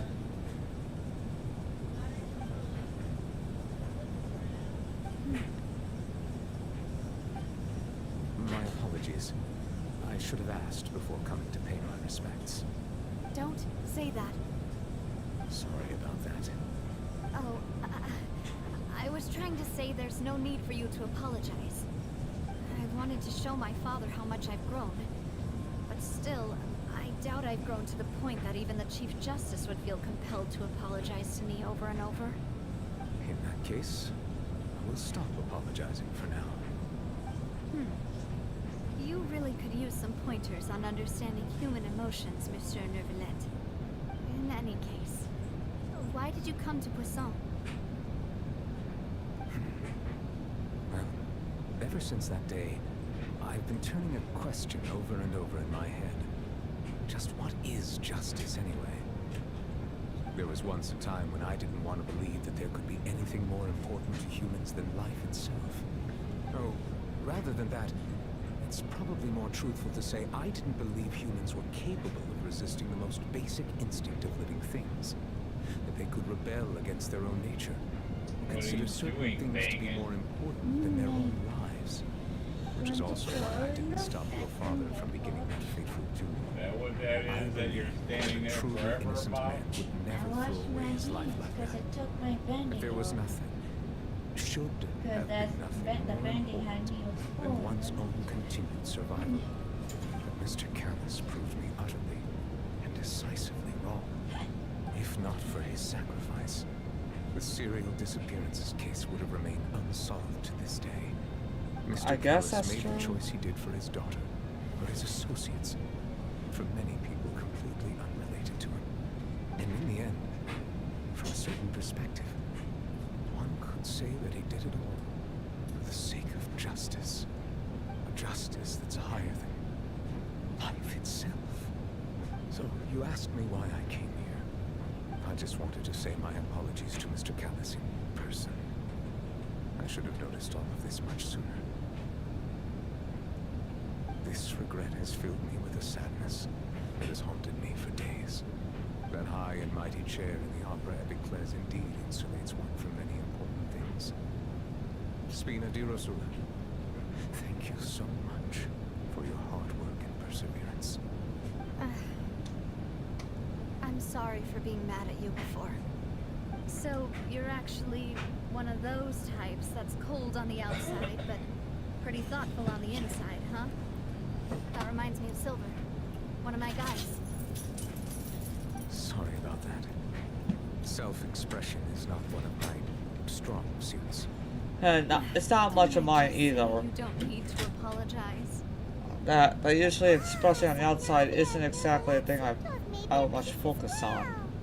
Let's not disturb them for now. We can wait till after they're done.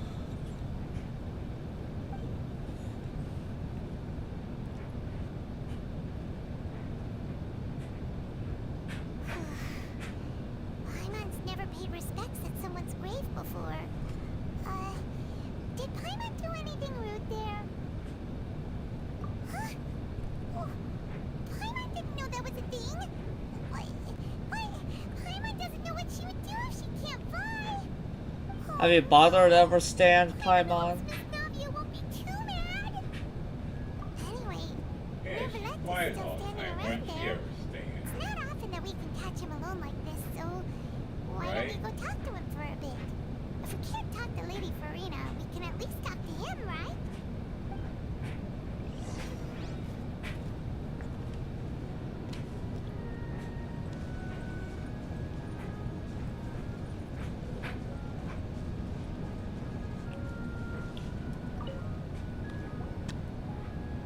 Oh, it's you two. Did Miss Navia invite you to come pay your respects to her father?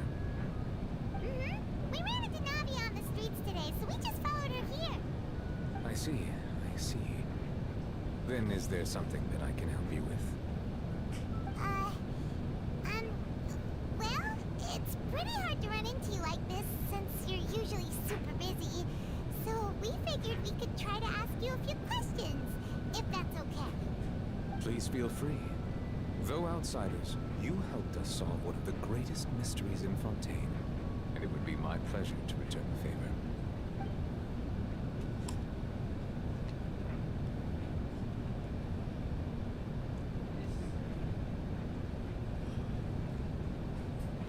Your sibling, another blonde-haired traveler. I'm sorry, but I've never seen anyone who matches that description. If she ever stepped foot in Fontaine, I'm sure she followed our laws to the letter, and had no reason to appear on the stage of the opera Epiclese. Is there anything else you'd like to ask me about? So, at court, the bad guys referred to that special water as water from the primordial sea. But what is it really? Truthfully, that name is already quite accurate. I can only surmise that Vacher and his ilk only learned of its nature and existence after extensive research. There used to be a special sea on the surface of this planet. The nature of its seawater was rather different from that of the sea we know today. Most of Tevat's life forms were first born in that special sea. You could say it nurtured much of the life on this planet. Huh.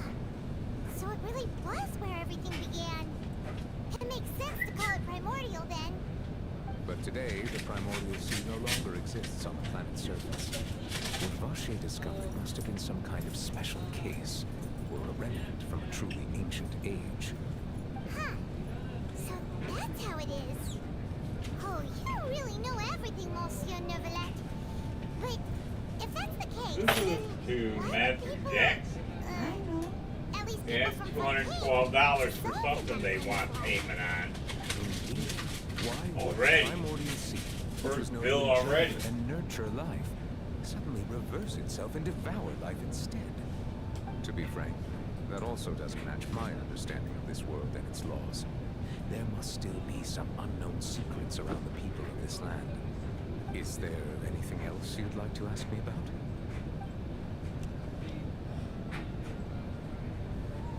That the sea levels will rise and everyone will be dissolved in water, leaving Farina crying alone on her throne, but the sins of the people will be finally washed away for good.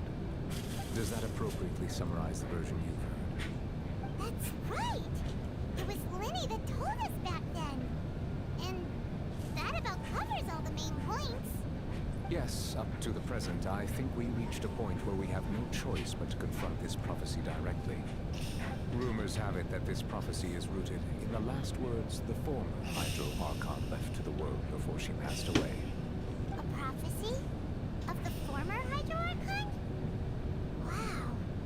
This is the first time that we've ever heard of it. Two parts of the prophecy have already proven correct. The rising sea levels and the ability of the people of Fontaine to be dissolved. We should be more vigilant and stay on the watch for further signs. Speaking of the prophecy, Farina has also always taken it quite seriously. Indeed, she has been collecting information and intelligence from across Tevat for this purpose. If the rumors were true, then perhaps this prophecy is the conundrum left to Farina by her predecessor. But with Farina being the way she is, can we really trust her to solve it? Is there anything else you'd like to ask me about? My apologies. My investigation has still not reached its conclusion. However, I still believe the judgment of the Oratrice was not rendered arbitrarily. But you also said you thought he was innocent. For many years, I have been quite aware that the Oratrice does not simply mechanically repeat the verdict that I give on each case. As a divinely created mechanism, the people's unified faith in the concept of justice is integrated into it. Not only can it produce the incredible power of indemnitium, but it likely also possesses other traits, such as self-awareness. Which is all to say, I've been prepared for a situation like this for a long time. So when Lenny told us that he heard a human voice from the room where the Oratrice's core is stored... I was not aware such a thing had occurred. Perhaps that could serve to prove my conjecture. I will add that to the list of items to investigate. In any case, I am inclined to believe that the Oratrice does have a methodology all its own. We just do not have enough information. Based on Farina's reaction, I doubt even she had any idea what was going on. She managed to bluff her way through it, though. The time-tested twin tricks of bravado and drama. While we do intend to get to the bottom of this, for now, we regret to say that the Fatui Harbinger just have to bide his time in the fortress of Merapede. If we did incorrectly convict him of crimes he did not commit, we will most certainly compensate him to the fullest extent allowed by the law. If you ask Paimon, the only compensation he'll want is a no-holds-barred fight with you. Is there anything else you want to ask me about? That'll be interesting. Hill versus Child in a duel, but again, he was able to knock him out, so it's not like Child has an absolute winning. Very well. It was my honor to provide you with what answers I could. I very much enjoyed conversing with you. It will soon be time for me to leave this blissful tranquility behind and return to Palais Memoria. You really are super busy, Monsieur Neuvillette. Paimon thought you only came here to pay your respects today because you had the day off. Crime and villainy do not have the day off, and so justice must work around the clock as well. This is merely the nature of a justice's work. All right. You've got a point. Huh? Paimon just noticed that the rain has stopped.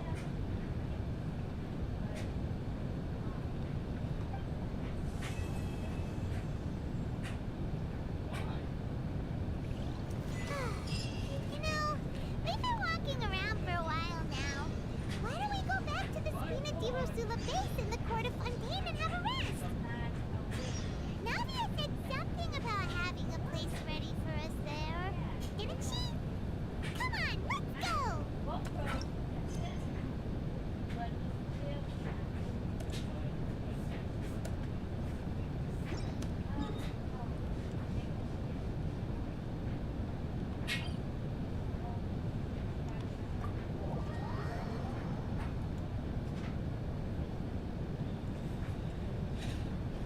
And it seems like there's more to Fontaine. Or what? Even though we asked the certain Chief Justice about certain questions, and it seems like they have no info at all about the sibling to the about the certain, well, for my character, his sister, like they have nothing on her because she, I guess, knew about how to keep clean in Fontaine.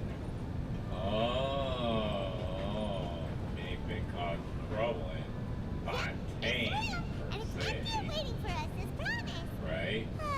Navia is such a good person. Nothing they know about it, Now that the right? serial disappearances case has been solved, no one's going to come after us for anything. Even without Silver standing guard, we can just completely relax. Why don't we stay and rest up here for a while? Even machines in Fontaine need to stop and recharge now and then.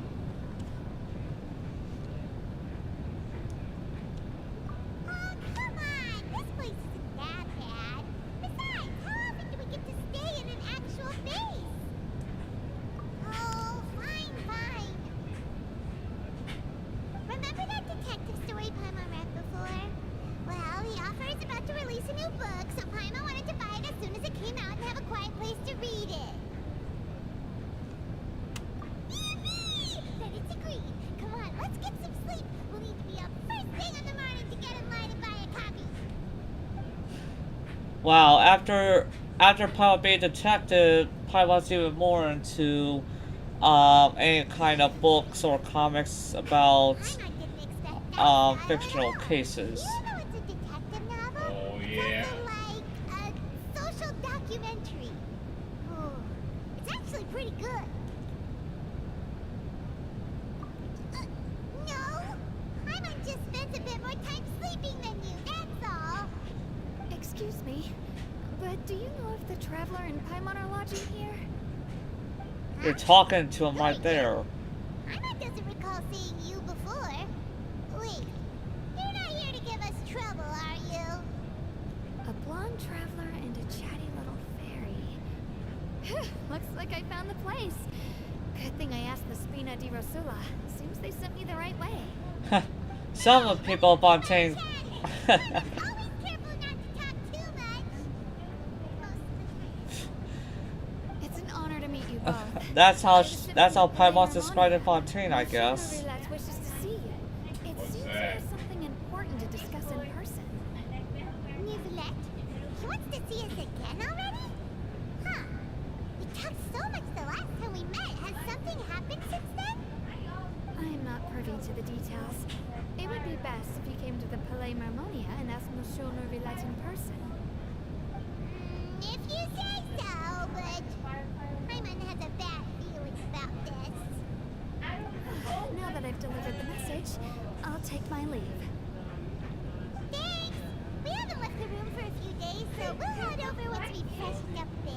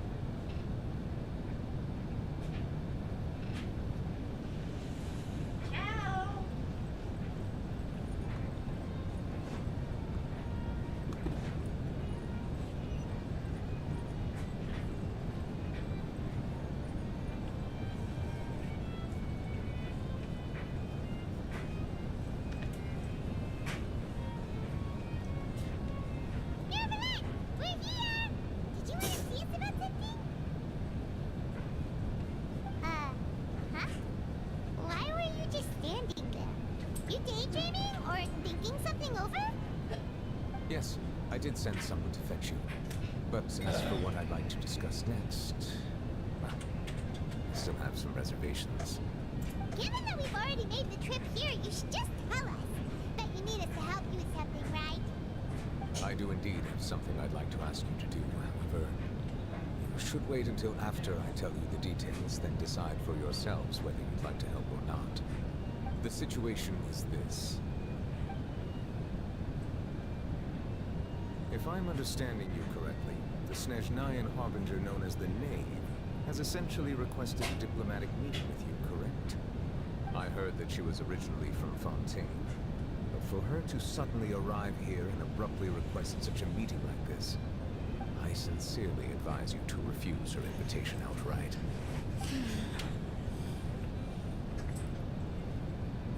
I'm sure you're aware that her purpose is most likely related to Child's recent predicament.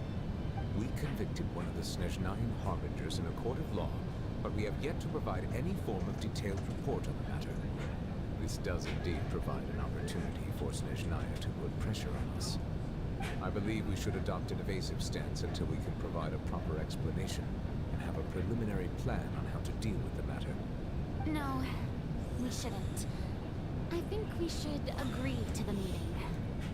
Oh. Well, you see, we are the ones that owe an explanation. If we keep putting off the meeting, it could easily result in the problem escalating, right? It's like a fight between two friends. If they don't agree to see each other and talk in person, isn't it possible that the friendship could end entirely? Though diplomatic relations between Fontaine and Snezhnaya could be considered as friendly, it is only superficially so. You wouldn't go so far as to say that our nations are friends, as you did in your example. It was just an analogy. An analogy, okay? Moreover, even if we were to talk in person, if we don't have sufficient information prepared, it is quite possible the result wouldn't be restored relations, but a complete falling out. I don't think we should overthink those possibilities yet. Even if the logic of the divine is not immediately apparent, its wisdom will only be revealed with time. Besides, you'll be at the meeting. If any problems do pop up, you'll have no problem navigating them. I must clarify that interacting and communicating with people outside of court I suppose that Fiorito hasn't bothered with, I guess, looking into her very justifying mechanism in the court, aka, you know, whatever else the place functions as. I can't go to the meeting alone. You have to accompany me. I must take you with me. Lady Farina, could there be something else regarding this matter that is being kept from me? No, not at all. Look, I am the Hydro Archon of Fontaine, Focalor, the god of justice who is loved and adored by many. So I only hope that justice will be served in this matter. Don't overthink it. I'll go find someone to arrange the meeting.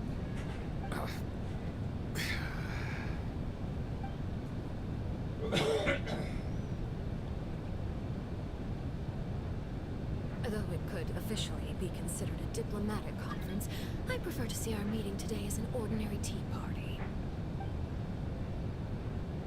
I assume you see it the same way, Miss Farina?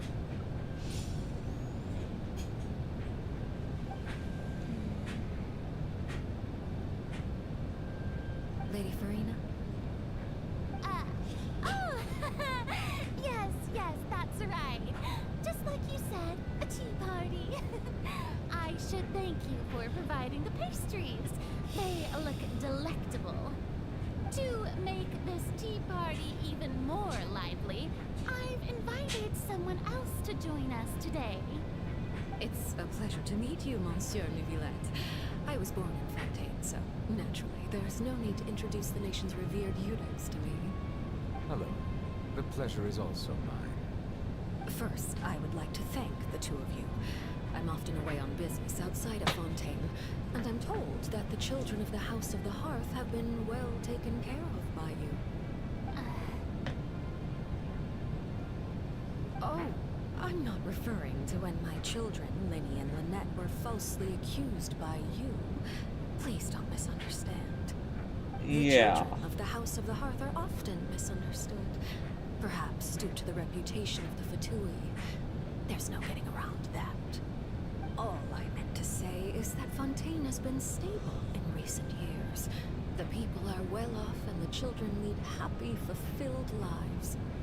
That is something truly worth cherishing, and no one wishes to disrupt such peace. Now then, You have come regarding the matter of child, correct? Well, yes. It appears the ever-busy Udex Nuvillette doesn't wish to waste time with diplomatic pleasantries, and hopes that we can get straight to the point of our talk. Yes, as you surmised, So understanding child somehow situation is there, indeed one of the goals of this trip. yeah, somehow there's certain justice scale somehow pointed child still as guilty. Always been colleagues. Were anything to happen in Fontaine, each of us would serve as the other's attorney to resolve the issue. So now, in my capacity as his attorney, I request that child be turned over to Snezhnaya. We have a responsibility to cooperate with Fontaine and resolve what has happened to him together. The rules governing attorneys only apply before a trial has concluded. Since a verdict has already been rendered, we see the case as settled. I apologize for being unable to grant your request. An outright refusal. Very well. I respect all the rules of Fontaine's courts, just as I respect you as Chief Justice. Okay, why don't we back up a step? You don't need to transfer Child to us. I only request to enter the fortress of Meripede to see Child and confirm his condition. It's not like you couldn't even manage to fulfill a simple request like that. Right, Miss Farina? No, we're doing some makeup brushes. I wonder The fortress of if at Meripede all has always it been completely autonomous. Even we have no authority to interfere there, and diplomatic issues do not suffice as an excuse. so apparently whoever goes to the fortress can't exactly have visitors. I have a proposal.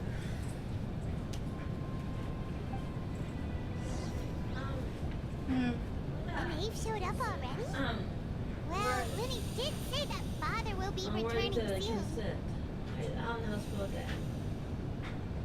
We didn't even know that Lenny was from the I House feel of like the you Hearth at backstage the time. knew, So we kinda feel like overlooked that I'm happy information.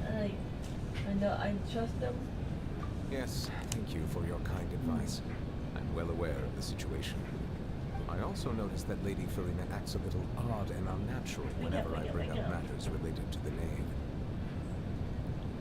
Could the knave be threatening Lady Farina or something? If that were the case, why wouldn't Lady Farina inform me? And what means could the knave possibly have to twist the Because, arm well, that of chair- Archon? So maybe that's What? not very likely. Even though Farina can act a little weird at times, she's still an Archon. In reality, this problem is even more thorny than it appears. According to reports from the Fortress of Meripede, Child recently disappeared under mysterious circumstances. The details are still unclear. We cannot rule out an escape, but there have also been no reports of him outside of the Fortress of Meripede. Special guards oversee the fortress. Its internal systems are extensive. Combined with the special characteristics of the surrounding terrain, an escape should not be possible. I suspect that there's something else behind Child's disappearance. What? I was only willing to share this Yeah, information Bill already. because you are friends of Child, and it is my duty to see justice done. I don't know why This we is what you got. wanted to see us about before. Yes. All I know is we got. I would one like you already. to go to the Fortress of Meripede and investigate my name Child's on it. disappearance. This was my proposal during our meeting with the I mayor. didn't read it. Rather than allowing her to intervene, I offered to send someone to find out about Child's situation and report back to her in detail. The knave did not seem satisfied by my proposal, but she still agreed to go along with it for the time being. Her words were, "We will talk more once we have that report." So even though the child was sent away, he mysteriously also went away from the fortress. Huh.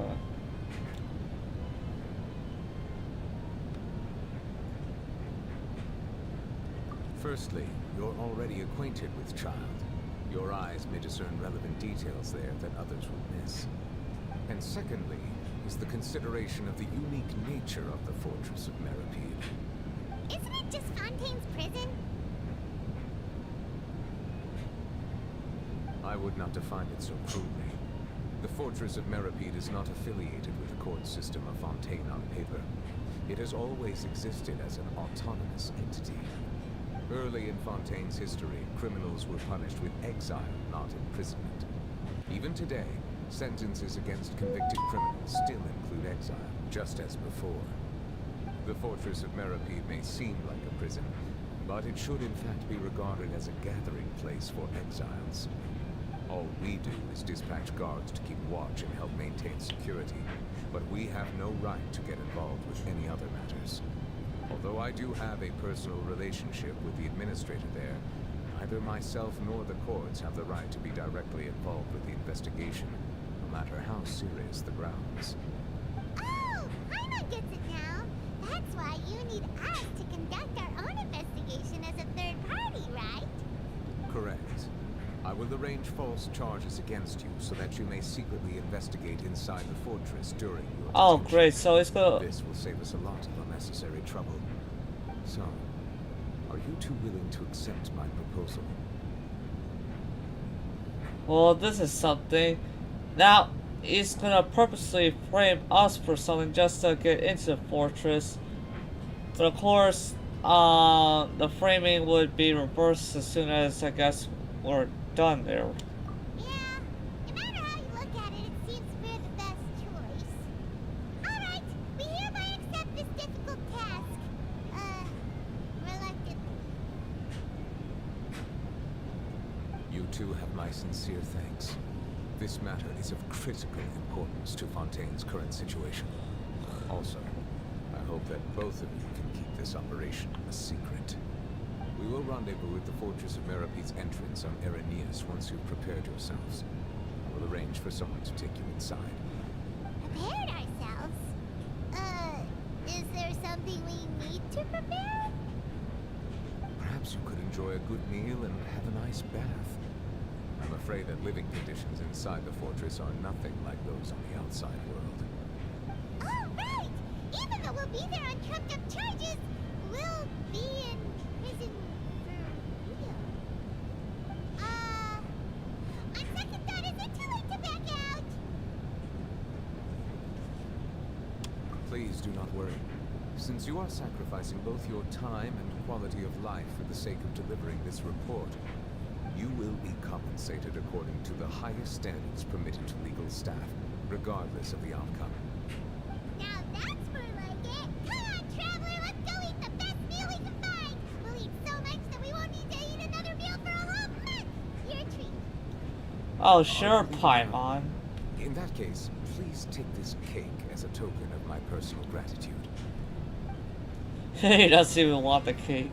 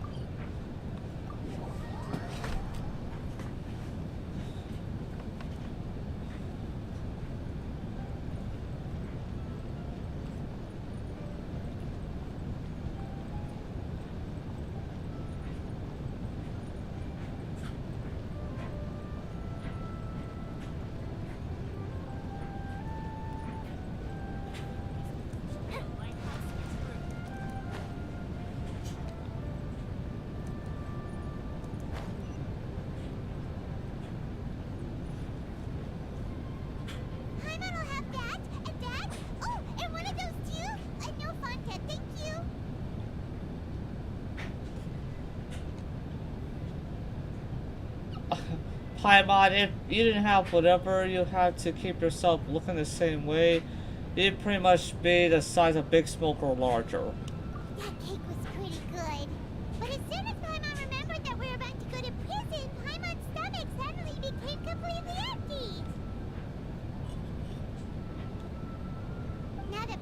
nice about it. We've always been super careful ever since we arrived in Fontaine, just to avoid breaking any strange laws here. But here we are, about to willingly send ourselves off to the fortress of Mirapede. Maybe this is what they call fate. Let's just try our best to investigate everything quickly once we get there. Paimon doesn't want to stay in prison too long.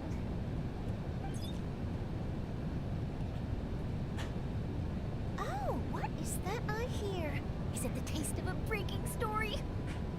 Hey! You can't hear a taste! And what are you doing here, Charlotte? Oh, don't remind me. I invited an eyewitness to a case to eat here. I was planning to get some great material out of him, but he didn't even show up. Calm down. This is nothing new. As a journalist, you should be used to this by now. As long as you can score some juicy tidbits from the traveler, you might still be able to recover the cost of the meal. You know we can still hear you, Charlotte. Never mind. It's nothing. I just heard you mention the fortress of Mirapede. You didn't commit a crime, did you? Please tell me all about it. No way! We would never! We're just going there to...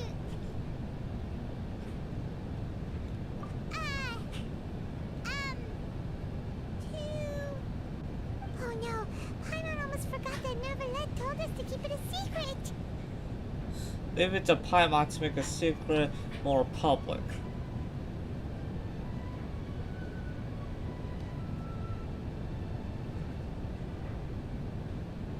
Huh? You're being arrested for that? Oh. But now that I think about it, I suppose that's not completely unreasonable. That's pretty despicable. Almost as offensive as committing theft. Oh, you mean Paimon really did something that serious? Sorry, Paimon really messed up. Well, in that case, it's nothing particularly newsworthy after all. Oh, how disappointing. All right, there's still a chance. Since you're going to be at the fortress of Mirapede, would you be willing to help me gather some material for a story? About that, Paimon doesn't think we'll have any time.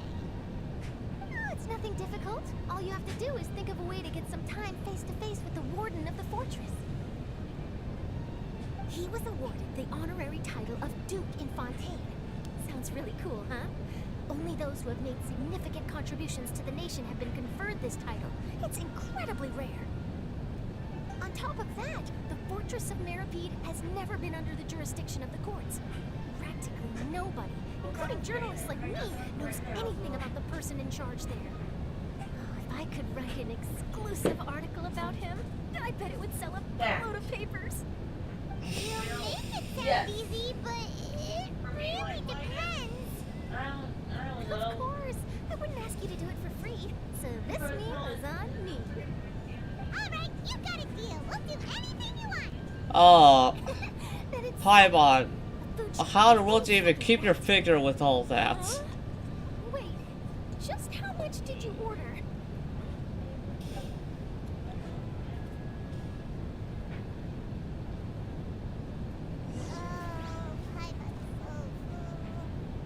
Well, guess we have nothing to regret now, so let's get going. Wait. Paimon just said something really ominous, didn't she?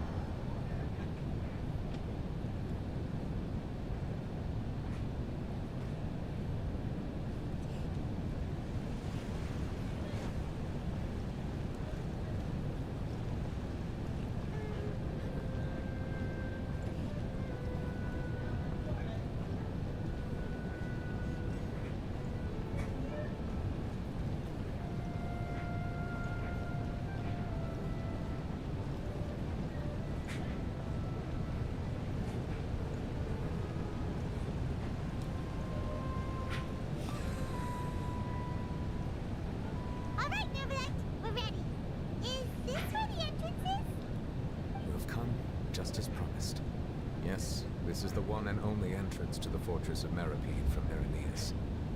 Careful. You may want to step back a bit. Whoa! So you have to go down from here? Is the prison underwater? Utilizing both the barrier of the water as well as the fear humans have of the depths, the fortress of Meripede is naturally the perfect place to confine and guard criminals. But do not worry. It is not nearly as frightening inside as you may think. You will see for yourselves once you are down there. I'm on the hopes you're right. Don't know about you, but just thinking about being at the bottom of the sea like that gives Paimon the heebie-jeebies. Not open. Oh, and there's one more thing. We had changed it out. I mentioned that I have had personal dealings with the administrator of the fortress. That's not 1,000. That's 200 something. He's a very Yeah, it says shrewd 200. It's like, fellow. anyways, Wow. We heard about him too. He's that dude, right? this is the Correct. He is the highest ranking new manager door- of the underwater prison. this Even is though the you are doorknob right going to here. investigate at my behest, Can't talk it would today. behoove you to avoid any confrontation I was shocked with him what or I any of his seen. subordinates. And The Duke rarely ever leaves Matthew, the fortress of Meripede. we got That does not last mean he Thursday. is not privy His to system always going happening out inside and outside the fortress. He and is get the quiet, keys made. but not unaware. And then none of them work. Push him back. Nice going. Us Carrie, I was talking to on Facebook. These ones that got made. None of them work. He rode the bike out of the dark time. And it's raining outside. And Not like now. what? He had no helmet. He had the noise blocker. Just like that. Alright, we turn it around. Go ahead. Yeah, but you don't tell nobody else that. Okay, stunning. Perfect. This Don't admit to It's way too close to anything. the swamp.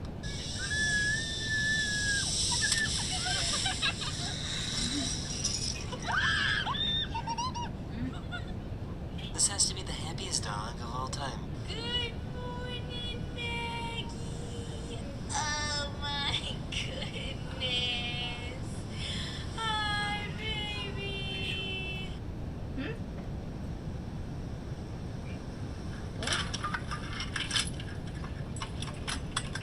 This bike rider was being chased by a wolf, but this person in their car scared it away.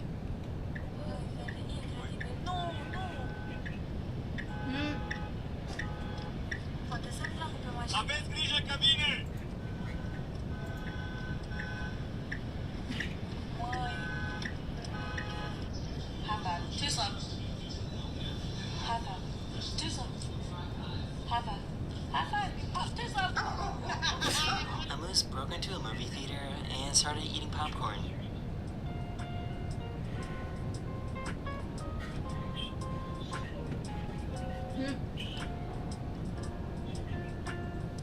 Splish splash, we were taking a bath.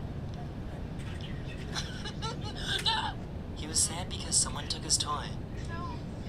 Oh no. Did he take it? This carpenter made a super That didn't satisfying sound stop like motion animation. unhappy. It was about a dog losing his dog toy. Well, not really losing, but you know.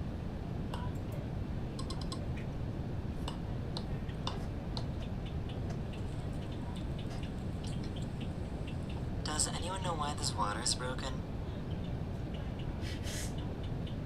What the heck? It's just water.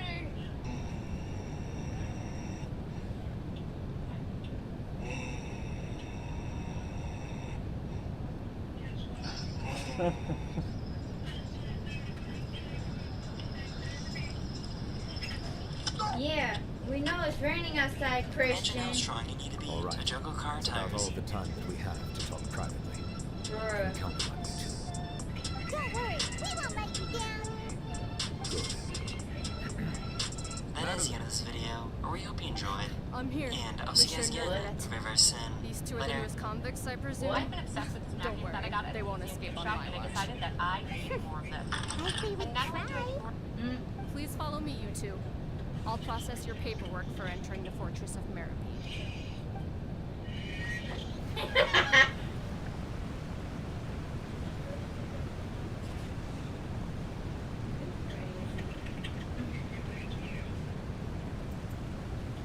Big and thunder?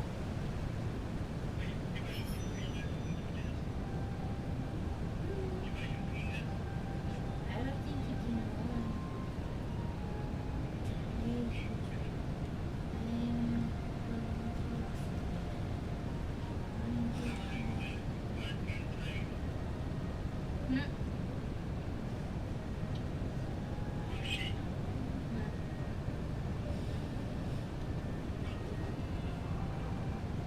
Hey, no, somebody buggy.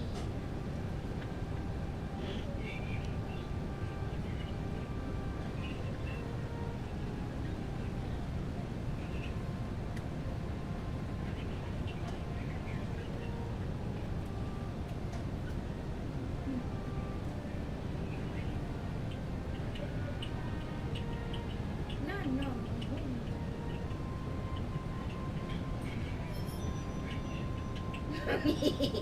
Yeah.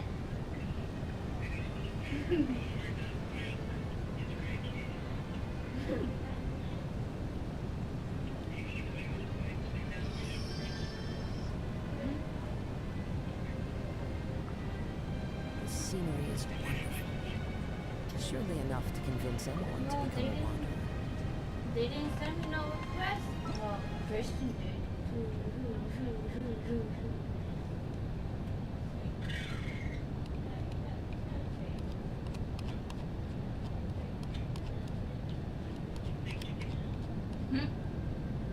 Christian!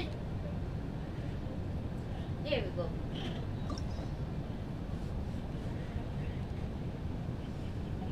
What?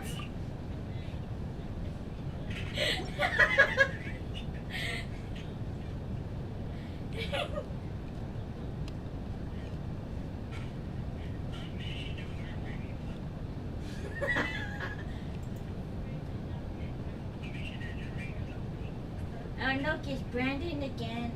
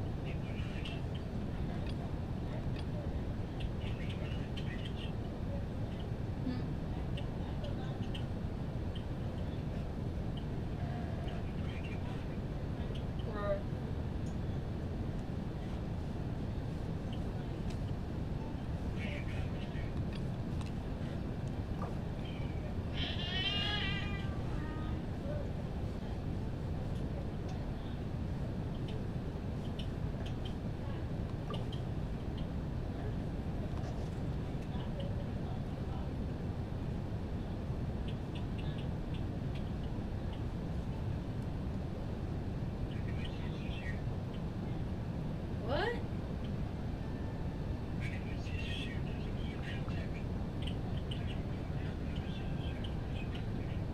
What, Layla?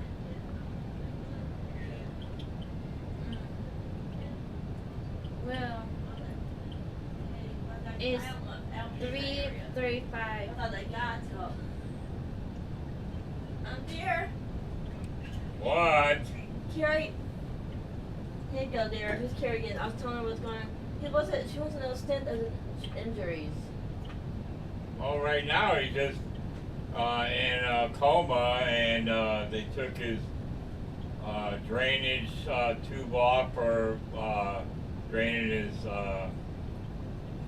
the extra fluid off his brain, and Oh that boy. his skull fracture's been fixed and he's stitched up, and They took him off the breathing machine. He's getting oxygen, but he's breathing on his own now. Praise the Lord. Yeah, and really it wasn't that long a time. And they put a feeding tube, wasn't his nose, they put it in his stomach so they don't have as much stuff around now. Yeah. They said that stuff can get infected too when you have the tube in your Nope. mouth and in your nose. I cut that down.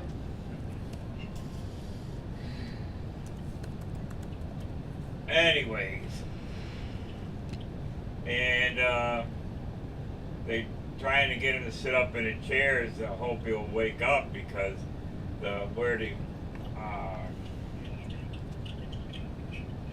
concussion was and skull fracture, it's by the part of your brain that stimulates you to wake up every day when you're sleeping, and so it's telling him he should sleep. But he's not on any drugs for pain, so. Wow. Well, that's pretty remarkable. Yeah, I can't get any. Besides a skull fracture? Huh? Did he break any other bones? Well, No. there's a minor fracture in his hip, but it wasn't enough to cast him for it. And they said he's young and it'll heal on its own. But nothing else was broke. Maybe his nose bone up here a little bit, but it's not mattering to him breathing, so I mean, they didn't worry about it. grand scheme of things, those are but scratches. Yeah, those are scratches. There's plenty of scratches, but yeah, he's not all that bad. She wants to know if they can start a Go. Thank you. Huh? The one thing I tried to do for you, but They want to know if they can help pay for the bills. If they want to know if they can start get some bill for him. I guess. Sure, I guess. Someone in my care team said she would be glad to set it up. So Yeah, if God says okay, we say okay, but okay, go ahead. I mean, I know God's going to provide for Yeah. you. That is the least of Time to go. my worries. Yeah. But whether he chooses to, use the collective to do that or,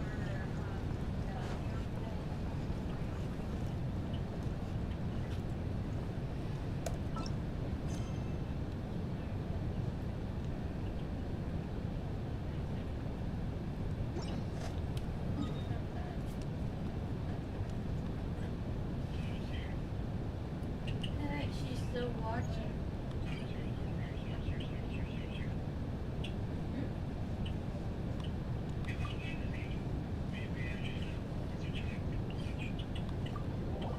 How many? How the hell, Jason? How many? How many did you just say? 14? Are you local? Okay, you better stay there.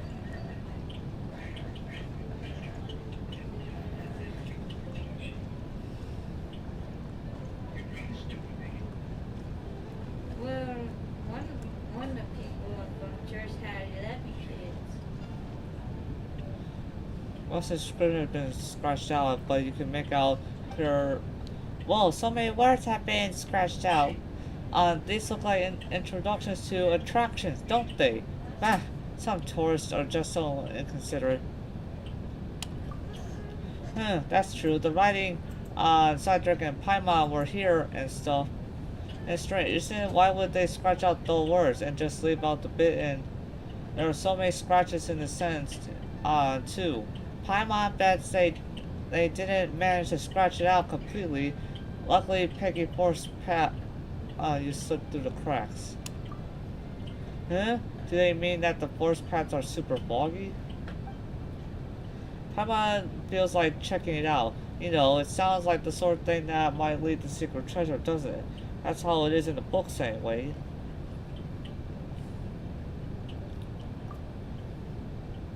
Hey, Paimon doesn't just eat all day. Paimon also... Sure, Paimon don't just eat all day. Wait a minute. I disagree. I've known her a long time, and she does a whole lot of eating. Huh? And yeah, somehow stays the same where shape. the heck did she put it? I don't know. She must have a interspatial compartment somewhere.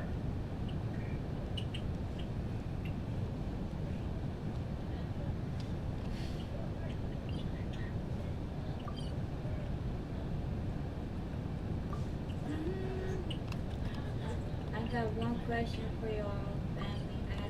Why you getting the y'alls? You're not from down Ask south. for and you standing outside in the courtroom. What? Yeah, of course you will, so you get sick. I must say, the water is simply wonderful. You're quite the dashing young What? gentleman. But We're you delighted to also service. said that they heard from cops that the bicycle's in one piece. That's Oh, Virgil. okay. I don't Says know. elephant. It wasn't here. Did Megan you wasn't say here that either. you heard that the bike was in one piece? Okay. They say the bike was in one piece. The bike of Matthew's riding. Well, it seems like they must have the bicycle in some kind of police lockup, so somehow it must have survived. At least that's why I hear. Or it's in pieces. We're not sure. I never seen it. The police have it. Yeah. And I wasn't here, so Jonathan told the police. they haven't been back either. We don't even. The people that were here didn't know enough to ask what was their badge number, what was their paperwork, and all that stuff. I gave my son my name. Well, you should have got some info off of them. Because obviously they're not in a hurry to contact us. I can't take down, man. Down to the.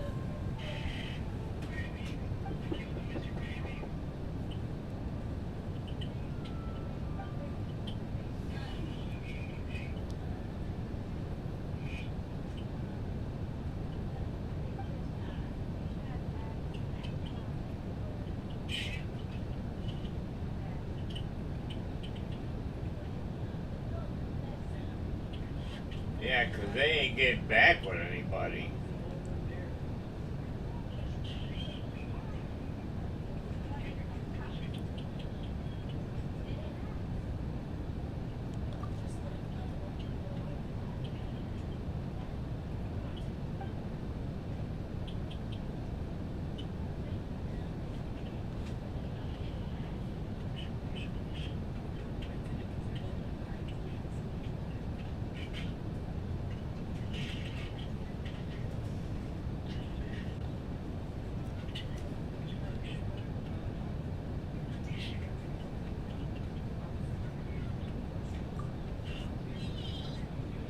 Destroyed 2,113 tiles just in one level.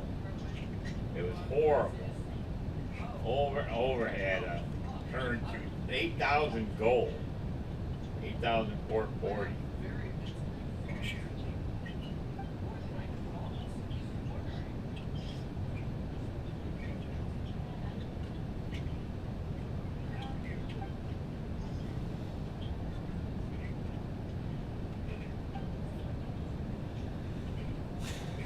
And it seems like Fontaine even has some secret societies. Oh, really? Like the ones that are causing trouble? Them secret societies? Of course, such societies don't think they're causing any. Oh, they're not.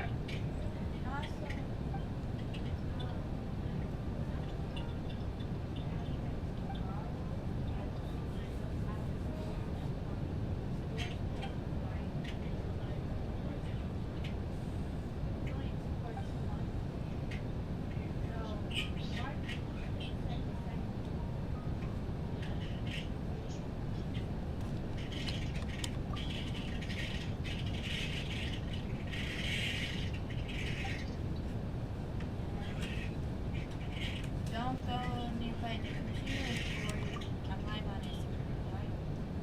Yeah, I'll work on that.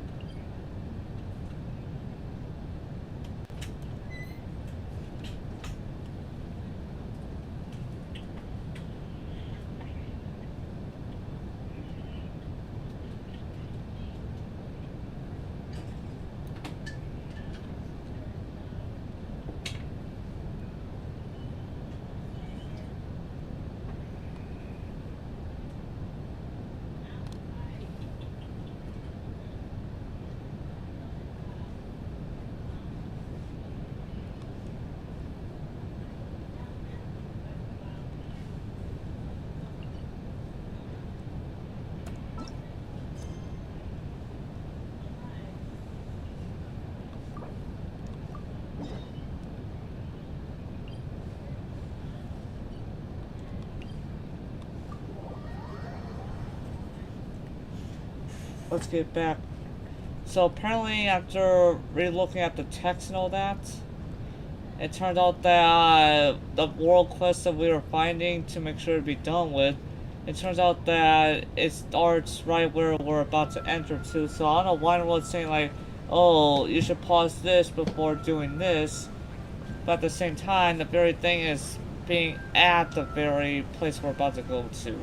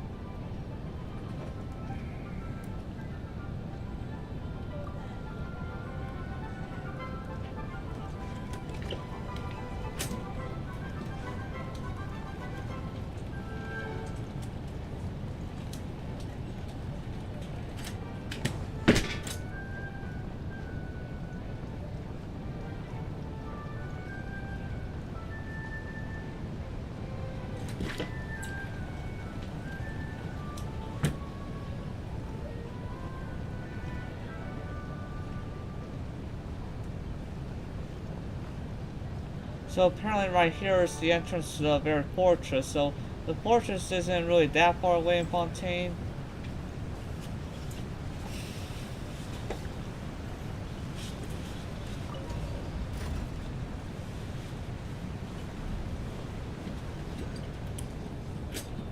Here we go, down, down, down. Are we already underwater now? Huh. So this is what it feels like to be a criminal in Fontaine. You two seem to be taking this pretty well. It's rare to see convicts in such a good mood.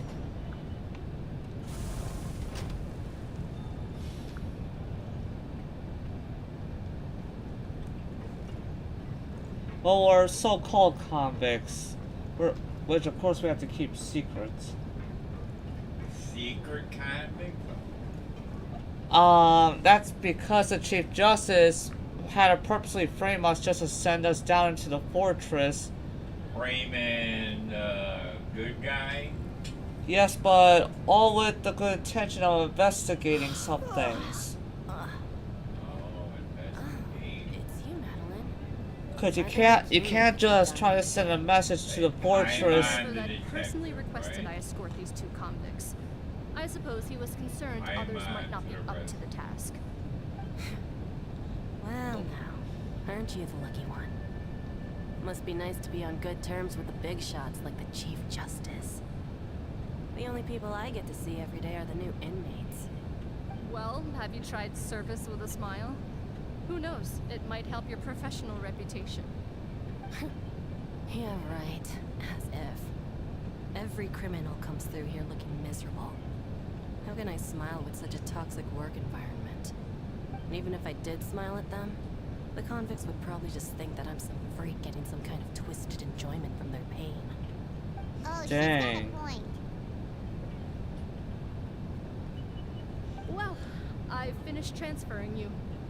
You two will register here, and Marette will guide you through the remaining procedures. Yep. I'll take it from here. You head on back to that bright and sunny world above.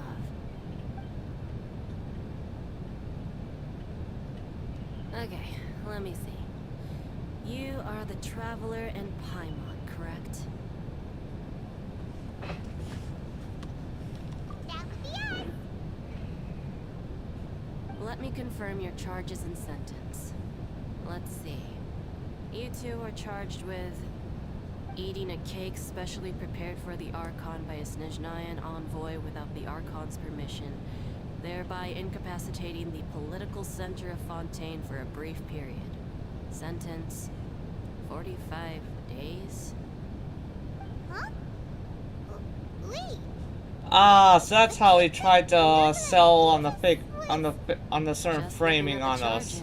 Apparently the charges is apparently eating a cake that was meant as a gift to Chief Justice, even though he offered it to us. This crime is tantamount to trying to assassinate the Hydro Archon herself. Oh yeah. Pretty stiff penalty to us for eating a cake. I know, but the Chief Justice had to do something to get us down there, because apparently the law system and the possible prison system, they can't just send someone down there just to investigate. So they had to have us under some cover. Now I've seen everything. Anyway, we still need to finish processing you before you can enter the Fortress of Meripede. Please stand in front of the board over there. I'll take your mug shots with my camera. Hopefully they wipe all records of the Traveler and Paimon after this investigation. Yeah. Cause that's a pretty, to our country, that seems like a pretty stupid charge to charge someone with, you know, eating a cake that was meant for them, even though secretly they didn't really want it.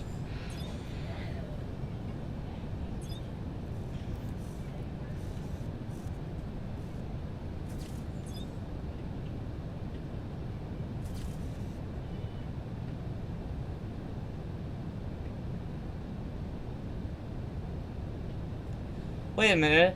Since they're trying to have this on mock-up, does that not mean that they should take away, they should really take away Paimon's looking crown, because they don't know if she can use that as a weapon. Well, we would here, but that don't mean everybody else would. Like us. You two are the new inmates, right? Follow me. Oh, okay. Paimon is Paimon and this is the Traveler. Save it. Not like I'll remember your names. Move it.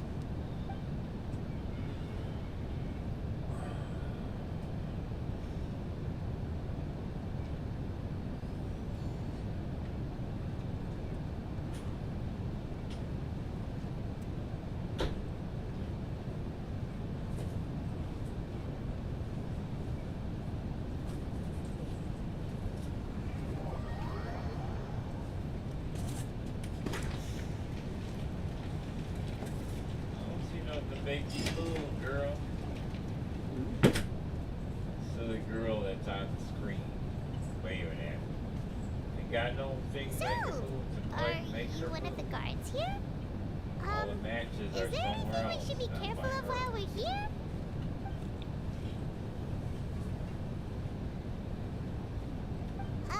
Did Paimon already ask What something the she hey wasn't yourself? supposed to? Why should I tell you anything? What's in it for me?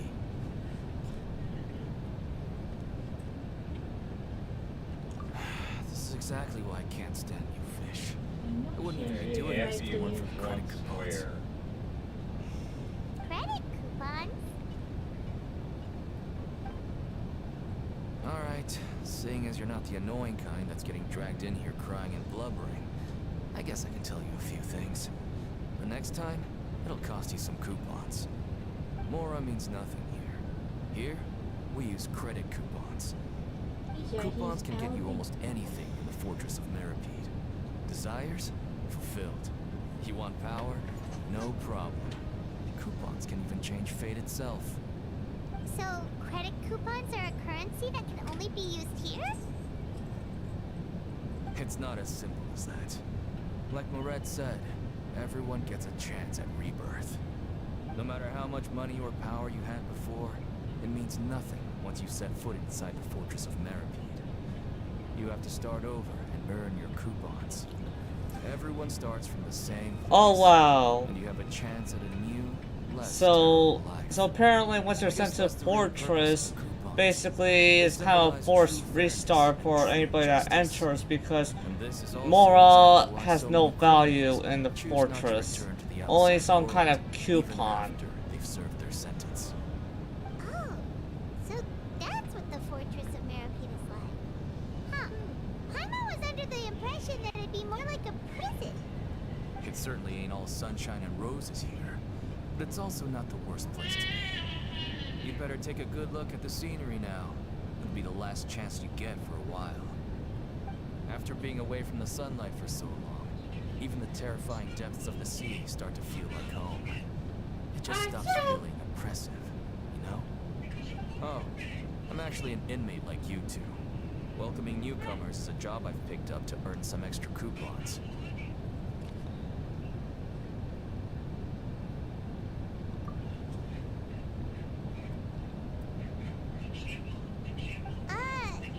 Why aren't you answering us again? I've told you enough for free. Any more info is gonna cost you.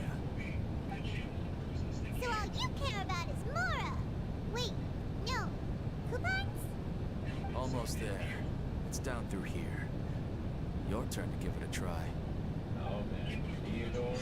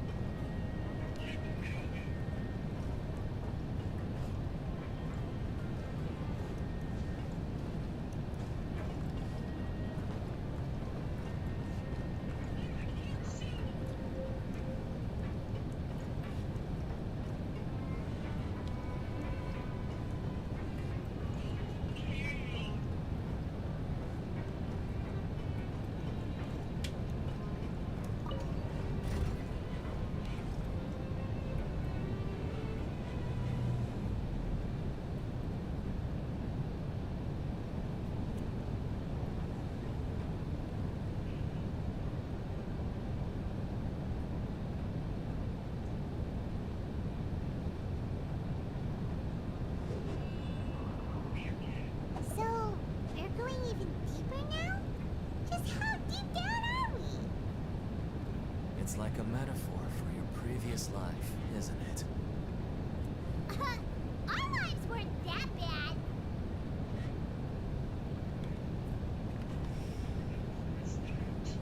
There are leaves around, and I know just the tune to accompany them, if you wish to hear it.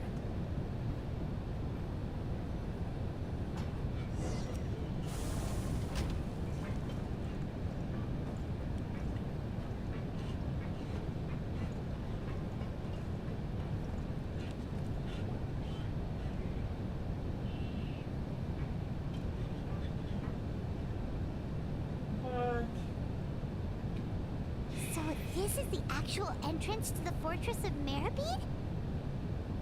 Huh. It looks like there are other new arrivals, too. Oh, they sure don't look happy.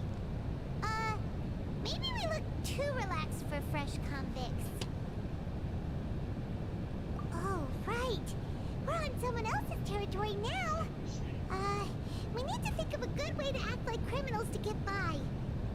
If we're discovered, even Neverlet might not be able to rescue us. Hey! Don't scare Paimon! Oh, Paimon's not ready for all this. Look, I don't really know. I have no idea what kind of crime you committed, but you wouldn't have happened to anger someone important, did you? Someone important? Paimon doesn't think so. Wait, why are you suddenly trying to talk to us now? Now's not the time to worry about that. Anyway, it's over there, so you just go on over there by yourselves. I've done my job, so good luck. What was that all about? Wait a second. Are there usually so many Garderex around here? They're already onto us? Prisoners numbers 7459 and 7560. Welcome.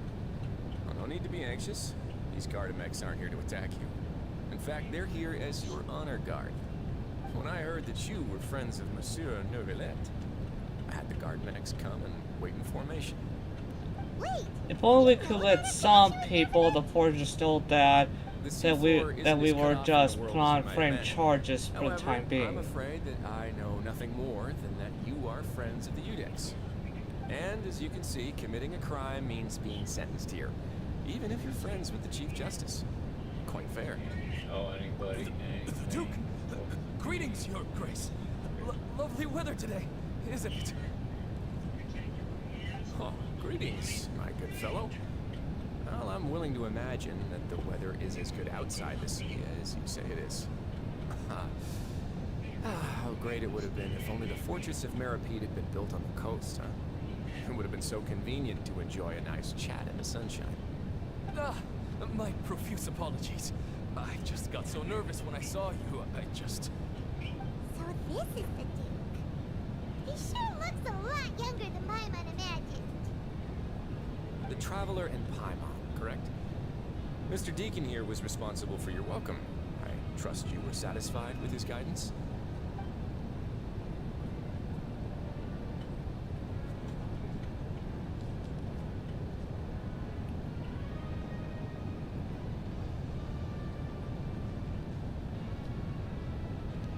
Outstanding. Well, Deacon, I recall we discussed fate during our last work meeting. I believe that fate will reward all those who take every aspect of their work and life seriously. When you return to your bunk, you'll find the guards have issued some extra credit coupons to you. Oh, thank you. Thank you, Your Grace. Oh, and you two. I can't believe you gave me such praise. If you need anything in the future, anything, please, come find me anytime. No credit coupons necessary. Well, I believe that concludes the introductions. No, I think We've already it's taken enough time Mario. here. Deacon, if you would. Yes, Your Grace. I'll take my leave now. Huh? It seems like this fortress here is like its own separate To make you feel more con- welcome, I'll show you around certain kind of various country facilities of the or Fortress of Meripede. I hope kingdom. it'll help you adjust to life here. I know. He's going to personally give us a cure? Huh. Paimon can't figure out what Yes, this guy's I thinking did at it, all. Mario. No wonder Charlotte's so interested in him. He's one of those Yeah, I'm live on mysterious Instagram. types. Alright, let's keep up with him.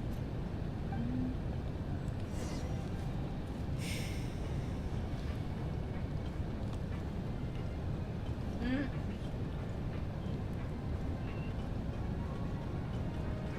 How come you didn't see it?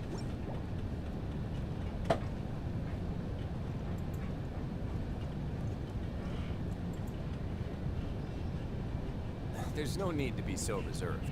The I did label send of it to criminal is nothing but one of many identities. Yeah, Sending but stuff that's been there everywhere, The ain't fortress is it? just one of many ways to survive.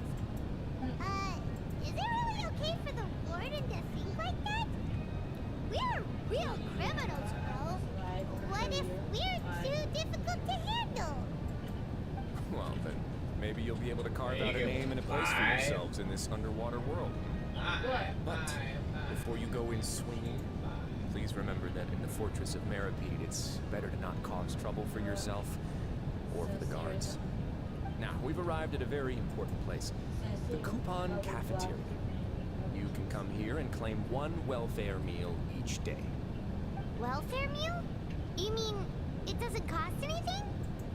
That's right. Criminals are essential to Fortress operations, so you must guarantee that they at least have the basic means to survive. But that's not how it was. Back in the day, it cost you credit coupons just to get a cup of water here. For fish like you who just arrived with nothing, you have to go to work hungry until you earned enough coupons to eat. It was only after His Grace became the administrator we got the free meal.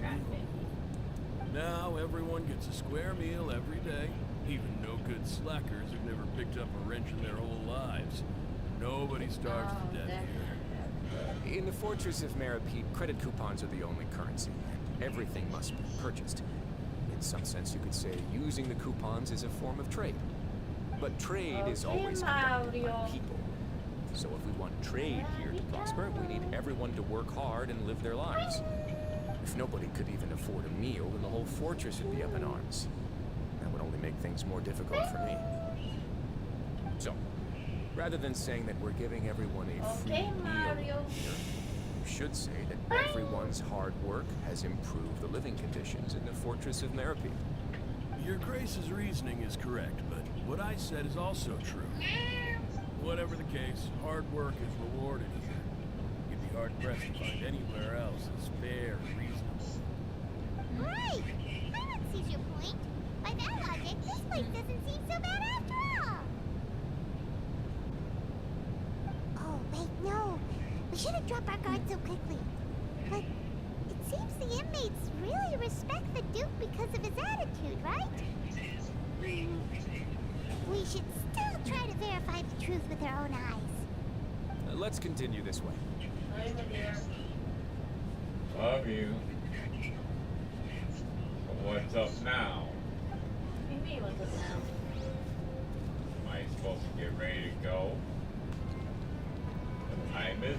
There's no time on here. 4:10. How? So I was doing something. No. My clock says 12. It don't like saying on time. Oh. What? I can't even see it, it's just blue. You don't see 12? I don't see any numbers over there. Just blue. It's 12. And that's what I see. Because I said it. He did. And it was back to 12 and 12.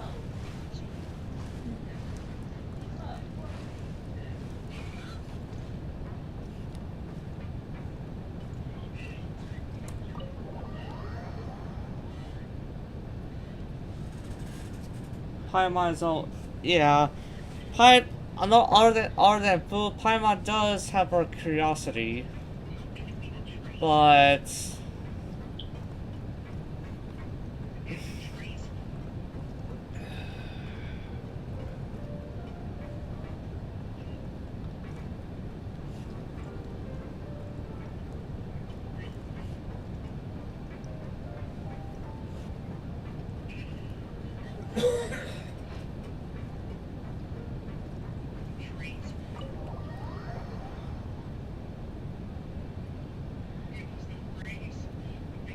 One thing both Fontaine and the sporters don't know is that we still have the ability to just teleport anywhere we'd like to.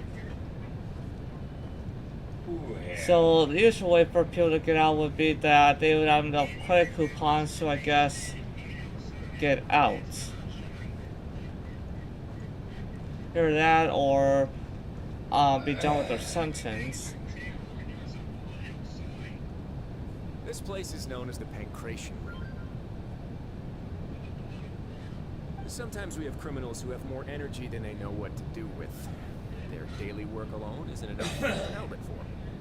So, instead of leaving them to their own devices, we've provided them with this dedicated venue. This way, nobody will get involved unless they want to be. Pancration matches?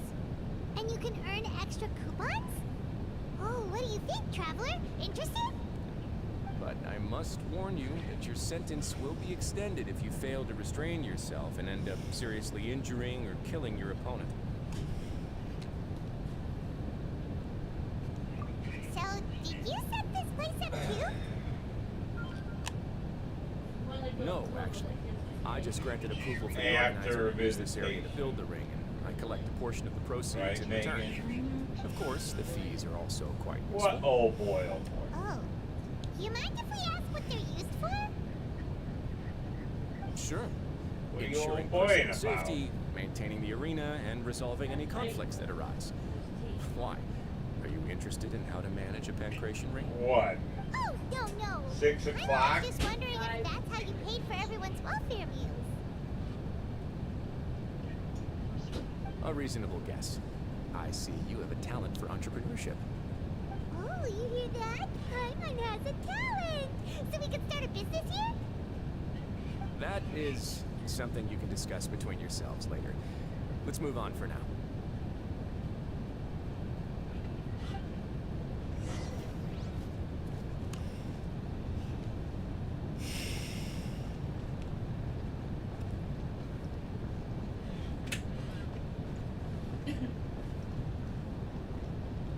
So this fortress here is a mix of prison, but at the same time, its own kind of country.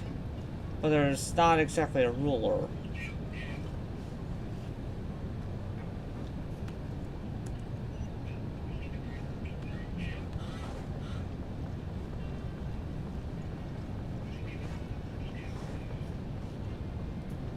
Time to go.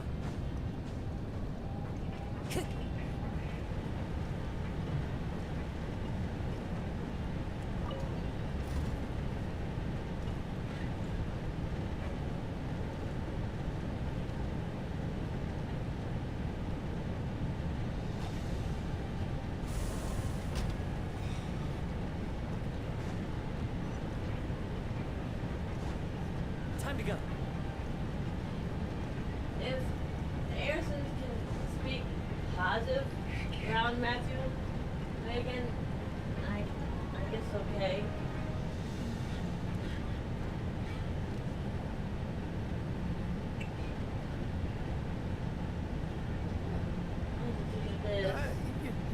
Your Grace. Good They morning. can I mean, good afternoon. positive No, wait. What time is it again? What time around indeed? him. Time waits for no one, so it's best to keep an eye on it. Because my a lot of people that Your just Grace. shot, they're surprised how am I being, like, I can my time, like, break down. Sorry. Forget my manners. These are the dormitories, which is where inmates sleep. The guards will inform you where your bunk is later. In the Fortress of Maripede, criminals usually spend most of their time in either the production zone or the sleeping areas. The production zone? What does it produce? Is that where we'll be working? Not necessarily. Though working in the production zone is the most reliable way to earn credit coupons. If you have other skills, you can skip your shifts to earn them in other ways. Wait, you're the manager of this place, and you're just telling us to our faces that it's okay to skip work? The fact that the Fortress of Maripede has continued operating completely autonomously is proof enough that most people are willing to work honestly and earn a stable income. As for what we produce, many of the clockwork machines seen all over Fontaine originate from our workshop. Therefore, the Fortress of Maripede is not only a place where criminals serve their sentences, but also a giant machine factory. There's no need for me to get into specifics about the production process now. You'll experience it all firsthand when you report for work tomorrow. Let's move on. What? It continues over this way. Can't hardly hear you.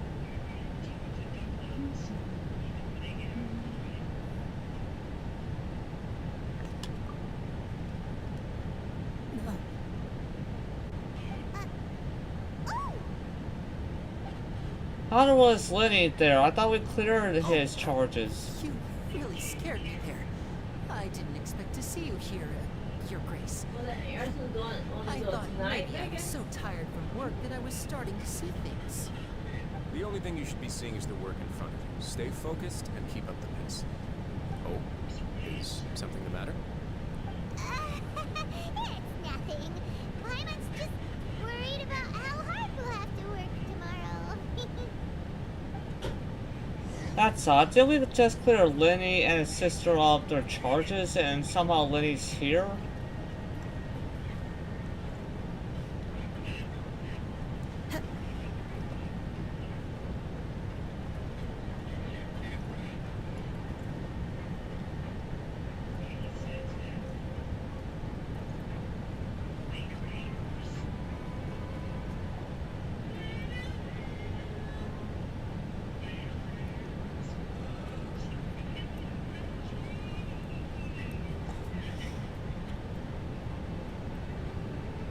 Your Grace, what are you doing in the infirmary at a time like this? Oh no, you didn't injure yourself, did you? Not yet, unfortunately for you. But thank you for your concern, Siegeway. Then you must be here for those two. Allow me to introduce you. This is the infirmary, and Siegeween here is the Fortress of Maripede's head nurse. Hello, new faces. They call me the head nurse. But I actually handle all the nurse-related work all by myself down here. Since you seem to have some rare downtime with no patients, perhaps you can find the time to join us for dinner?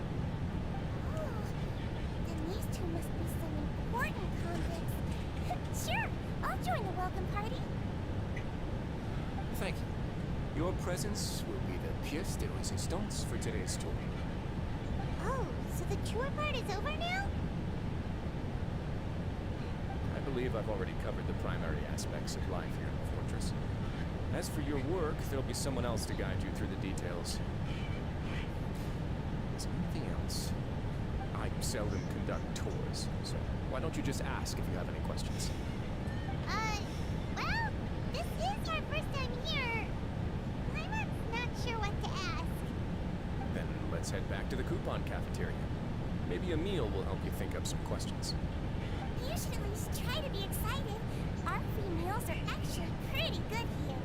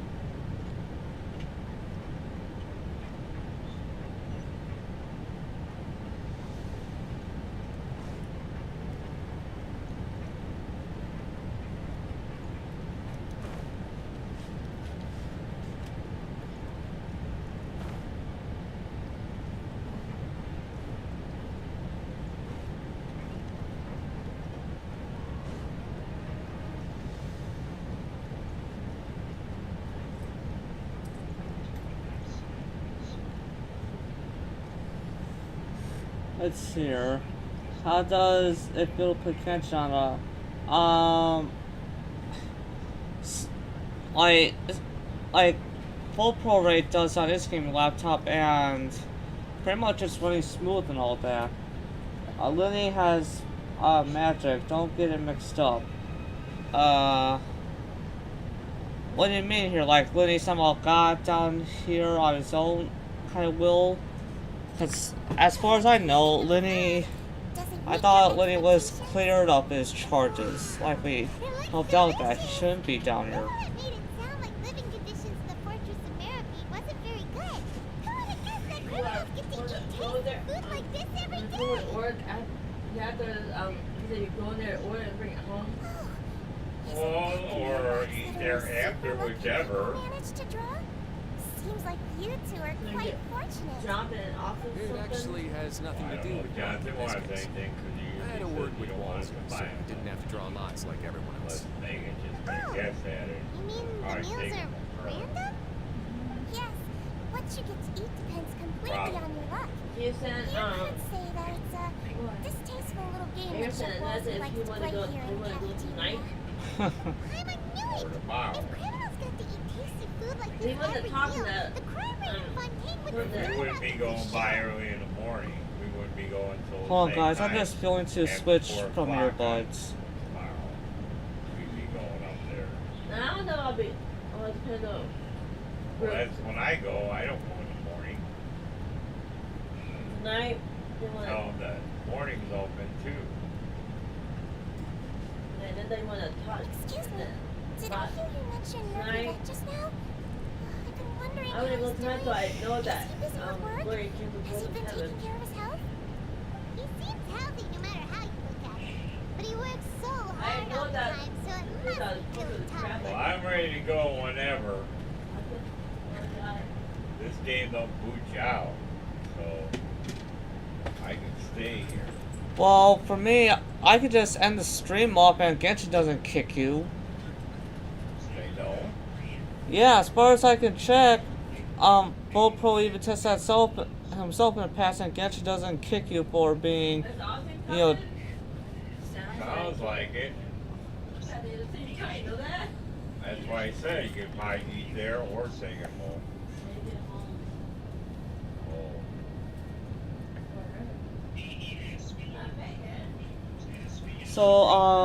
So guys, I'll pick this up again later. I'm just gonna end the stream and all that. Thank you guys for, well, watching. But then again, I could just,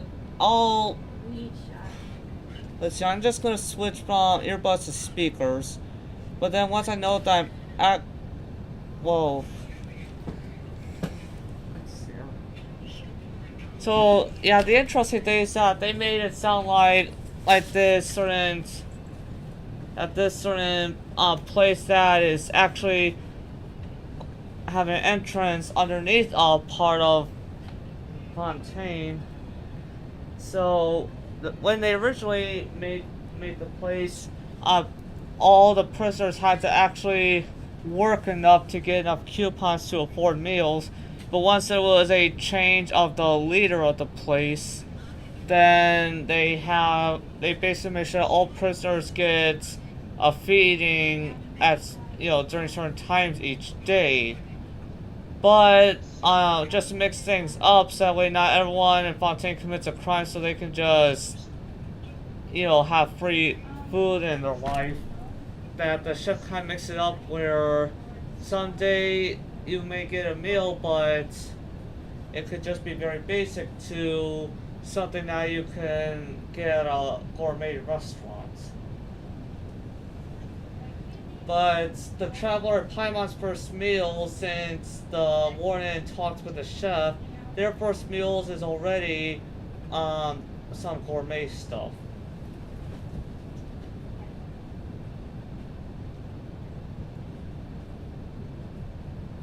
But the thing that tickles me is that so much of the story you help out a magician called Lenny to not be guilty, but yet you somehow see him when the warden gives you a tour, and it's like, why in the world is he down here when we cleared him up charges? Well, why is he? If you cleared him up charges. That means there's something else messed up in Fontaine. Like, it seems like... Yes, it does, don't it? That means Fiorina and her somewhat conscious skill system should be extremely questioned. Like if you've been cleared charges, you wouldn't be sent to some kind of, you know, this fortress that is somewhat of a prison system. But it turns out that the fortress has other people in it that are not criminals, but those that are marked as criminals are the ones that have more of a chance of surviving, because apparently the place needs such people just for it to entirely function. And it also gets its certain resources because a whole bunch of criminals are the very reason why certain mechanical self-conscious guards are in Fontaine, is because basically the robots are made within the fortress. But it seems like Fontaine has got a better handle at handling mechanical guards than Valencia. Isn't that funny? A way different kind of universe, and they have a better way of handling their self-conscious robotic, you know, warriors and guards.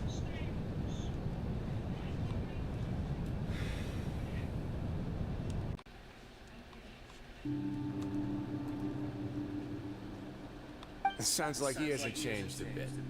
Looks like you can stop worrying so much, Siegeween.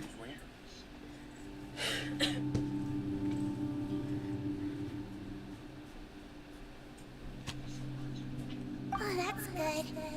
But I still feel like it's been too long since I've heard any news about him. No news is good news. Maybe next time I've got something to discuss with him, I can invite you to accompany us. But isn't Isn't the Fortress of Meropide independent from Fontaine's court system? What do you two have to discuss? Well, we provide all kinds of mechanical products for official use, and some essential goods have to be obtained from the overworld, so we naturally have to stay in touch about this and that. Monsieur Neuvillette's character is unimpeachable. No matter the question, you can discuss it openly and freely with him. Talking with him feels quite effortless. In light of that, I am quite willing to go out of my way to show respect and accommodate him. In fact, right now, I'm treating you two as guests invited by Monsieur Neuvillette. Fortunately, till the end of this meeting. After this, you two will just be inmates here.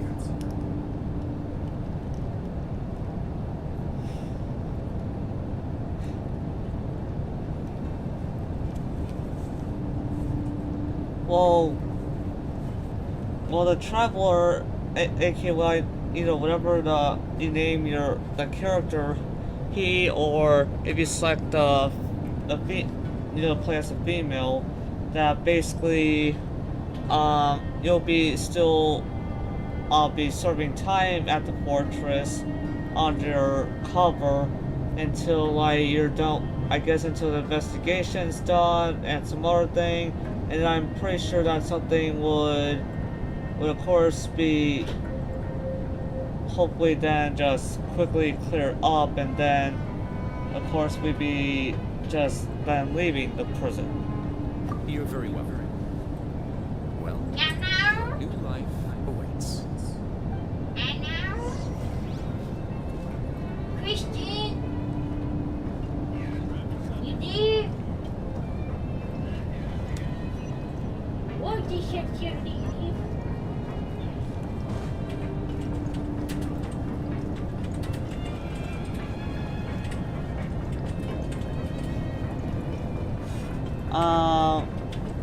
But yes, it is quite questionable, and Lenny is pretty much like what any kind of modern day magicians do. Just, they just defy, the eyes. They don't really do actual, magic.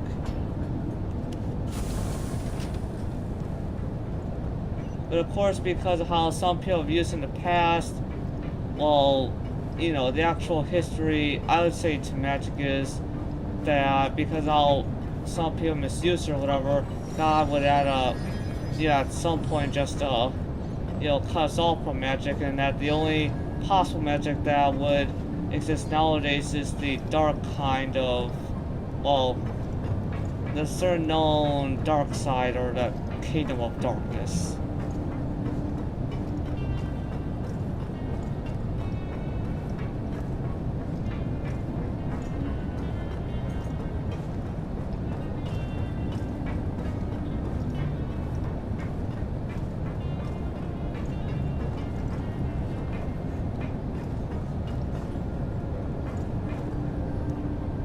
Traveler in Paimon, right? Listen up. As new inmates, the only thing you need to worry about is what to do and when to do it. Don't make any extra trouble for yourself. Your bunks are right over there. Follow me.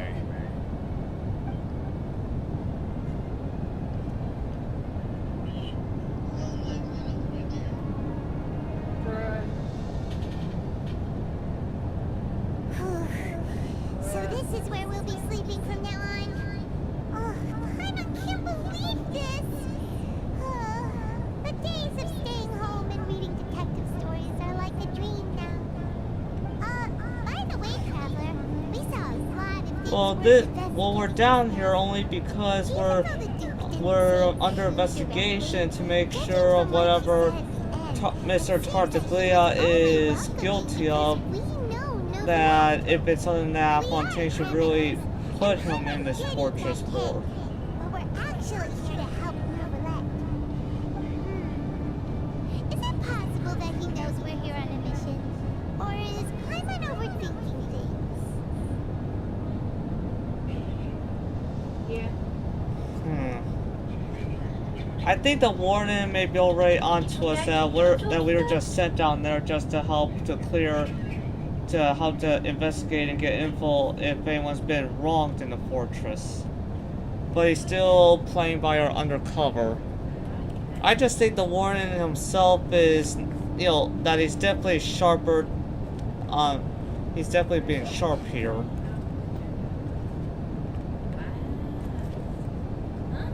Either that, or the warden definitely knows how stupid some of the things in Fontaine can be to convict the traveler in Paimon, you know, for so many other reported adventures across the vats, you know, for them to be suddenly given prison time.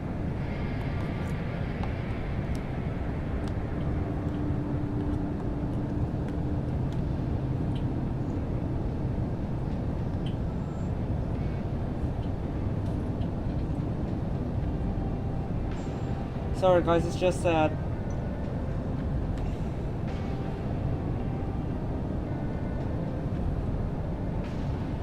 Hello, Christian? Christian?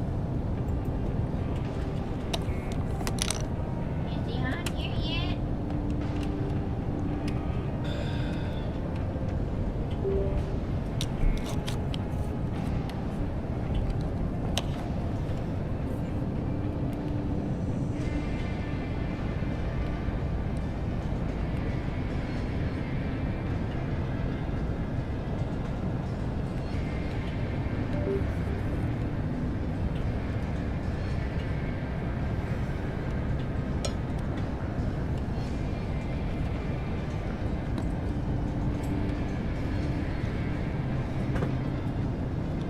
just to explain, quick, let's see.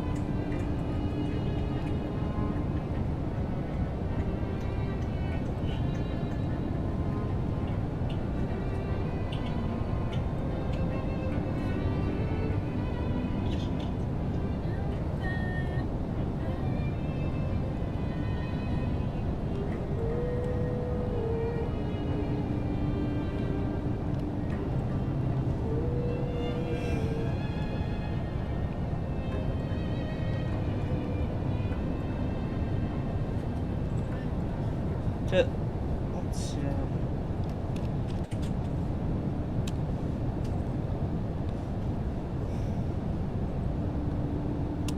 Yeah, Paimon thinks so too. He probably knew why we came here from the very beginning and intentionally wanted to send us a message. Maybe something like, "Hey, I have my eyes on you, so don't try anything funny."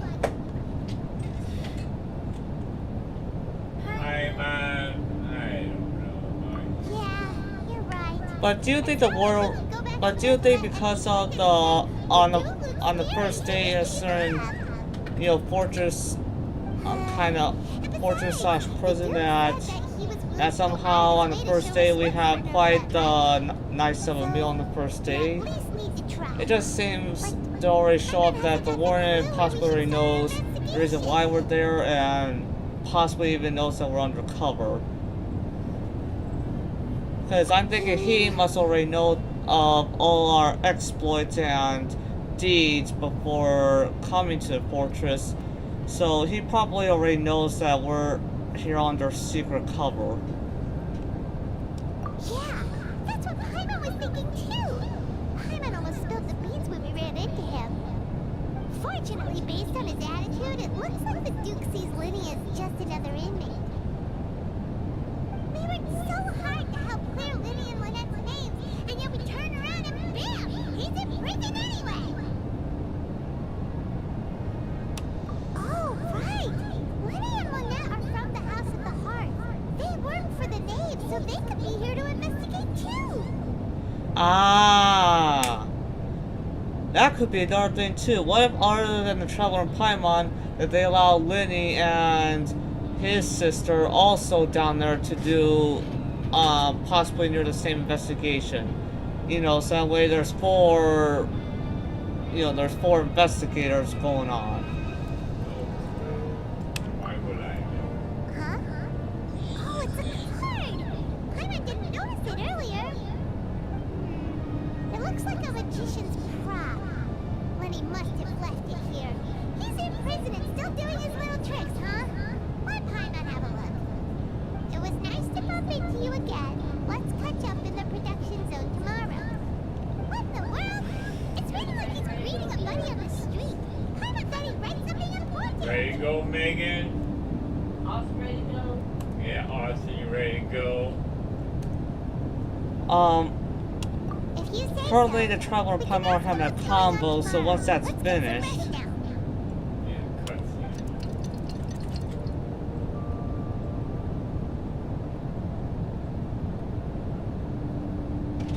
Hey, you're finally awake! Well, it's Paimon's first day as a prisoner. Last night, Paimon dreamed about getting interrogated by the guards until Paimon told them everything, and then Paimon woke up. Paimon, you were dreaming that you were being interrogated. Hey, come on! It's just a dream, okay? I don't want to really feel. Maybe. Hey, lazy bones. What are you still doing here? If you don't want to starve, then get yourselves over to the production zone. Sorry! We're going right away! How in the world could you call them lazy when they're not even sitting? Who knows?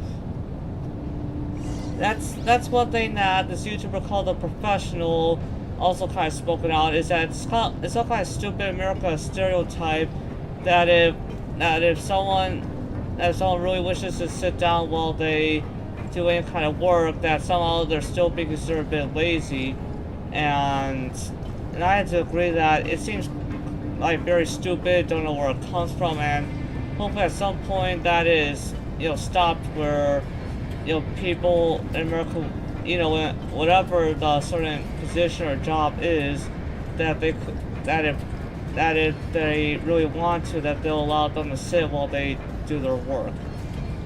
Of course, this doesn't exactly go the same for certain ones where there's already a chair available for everyone.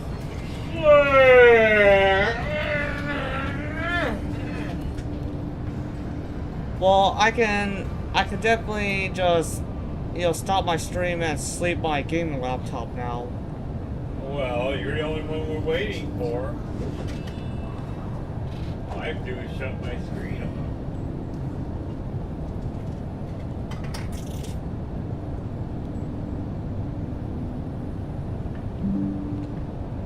So yes, thank you guys for watching, and I'll be streaming some more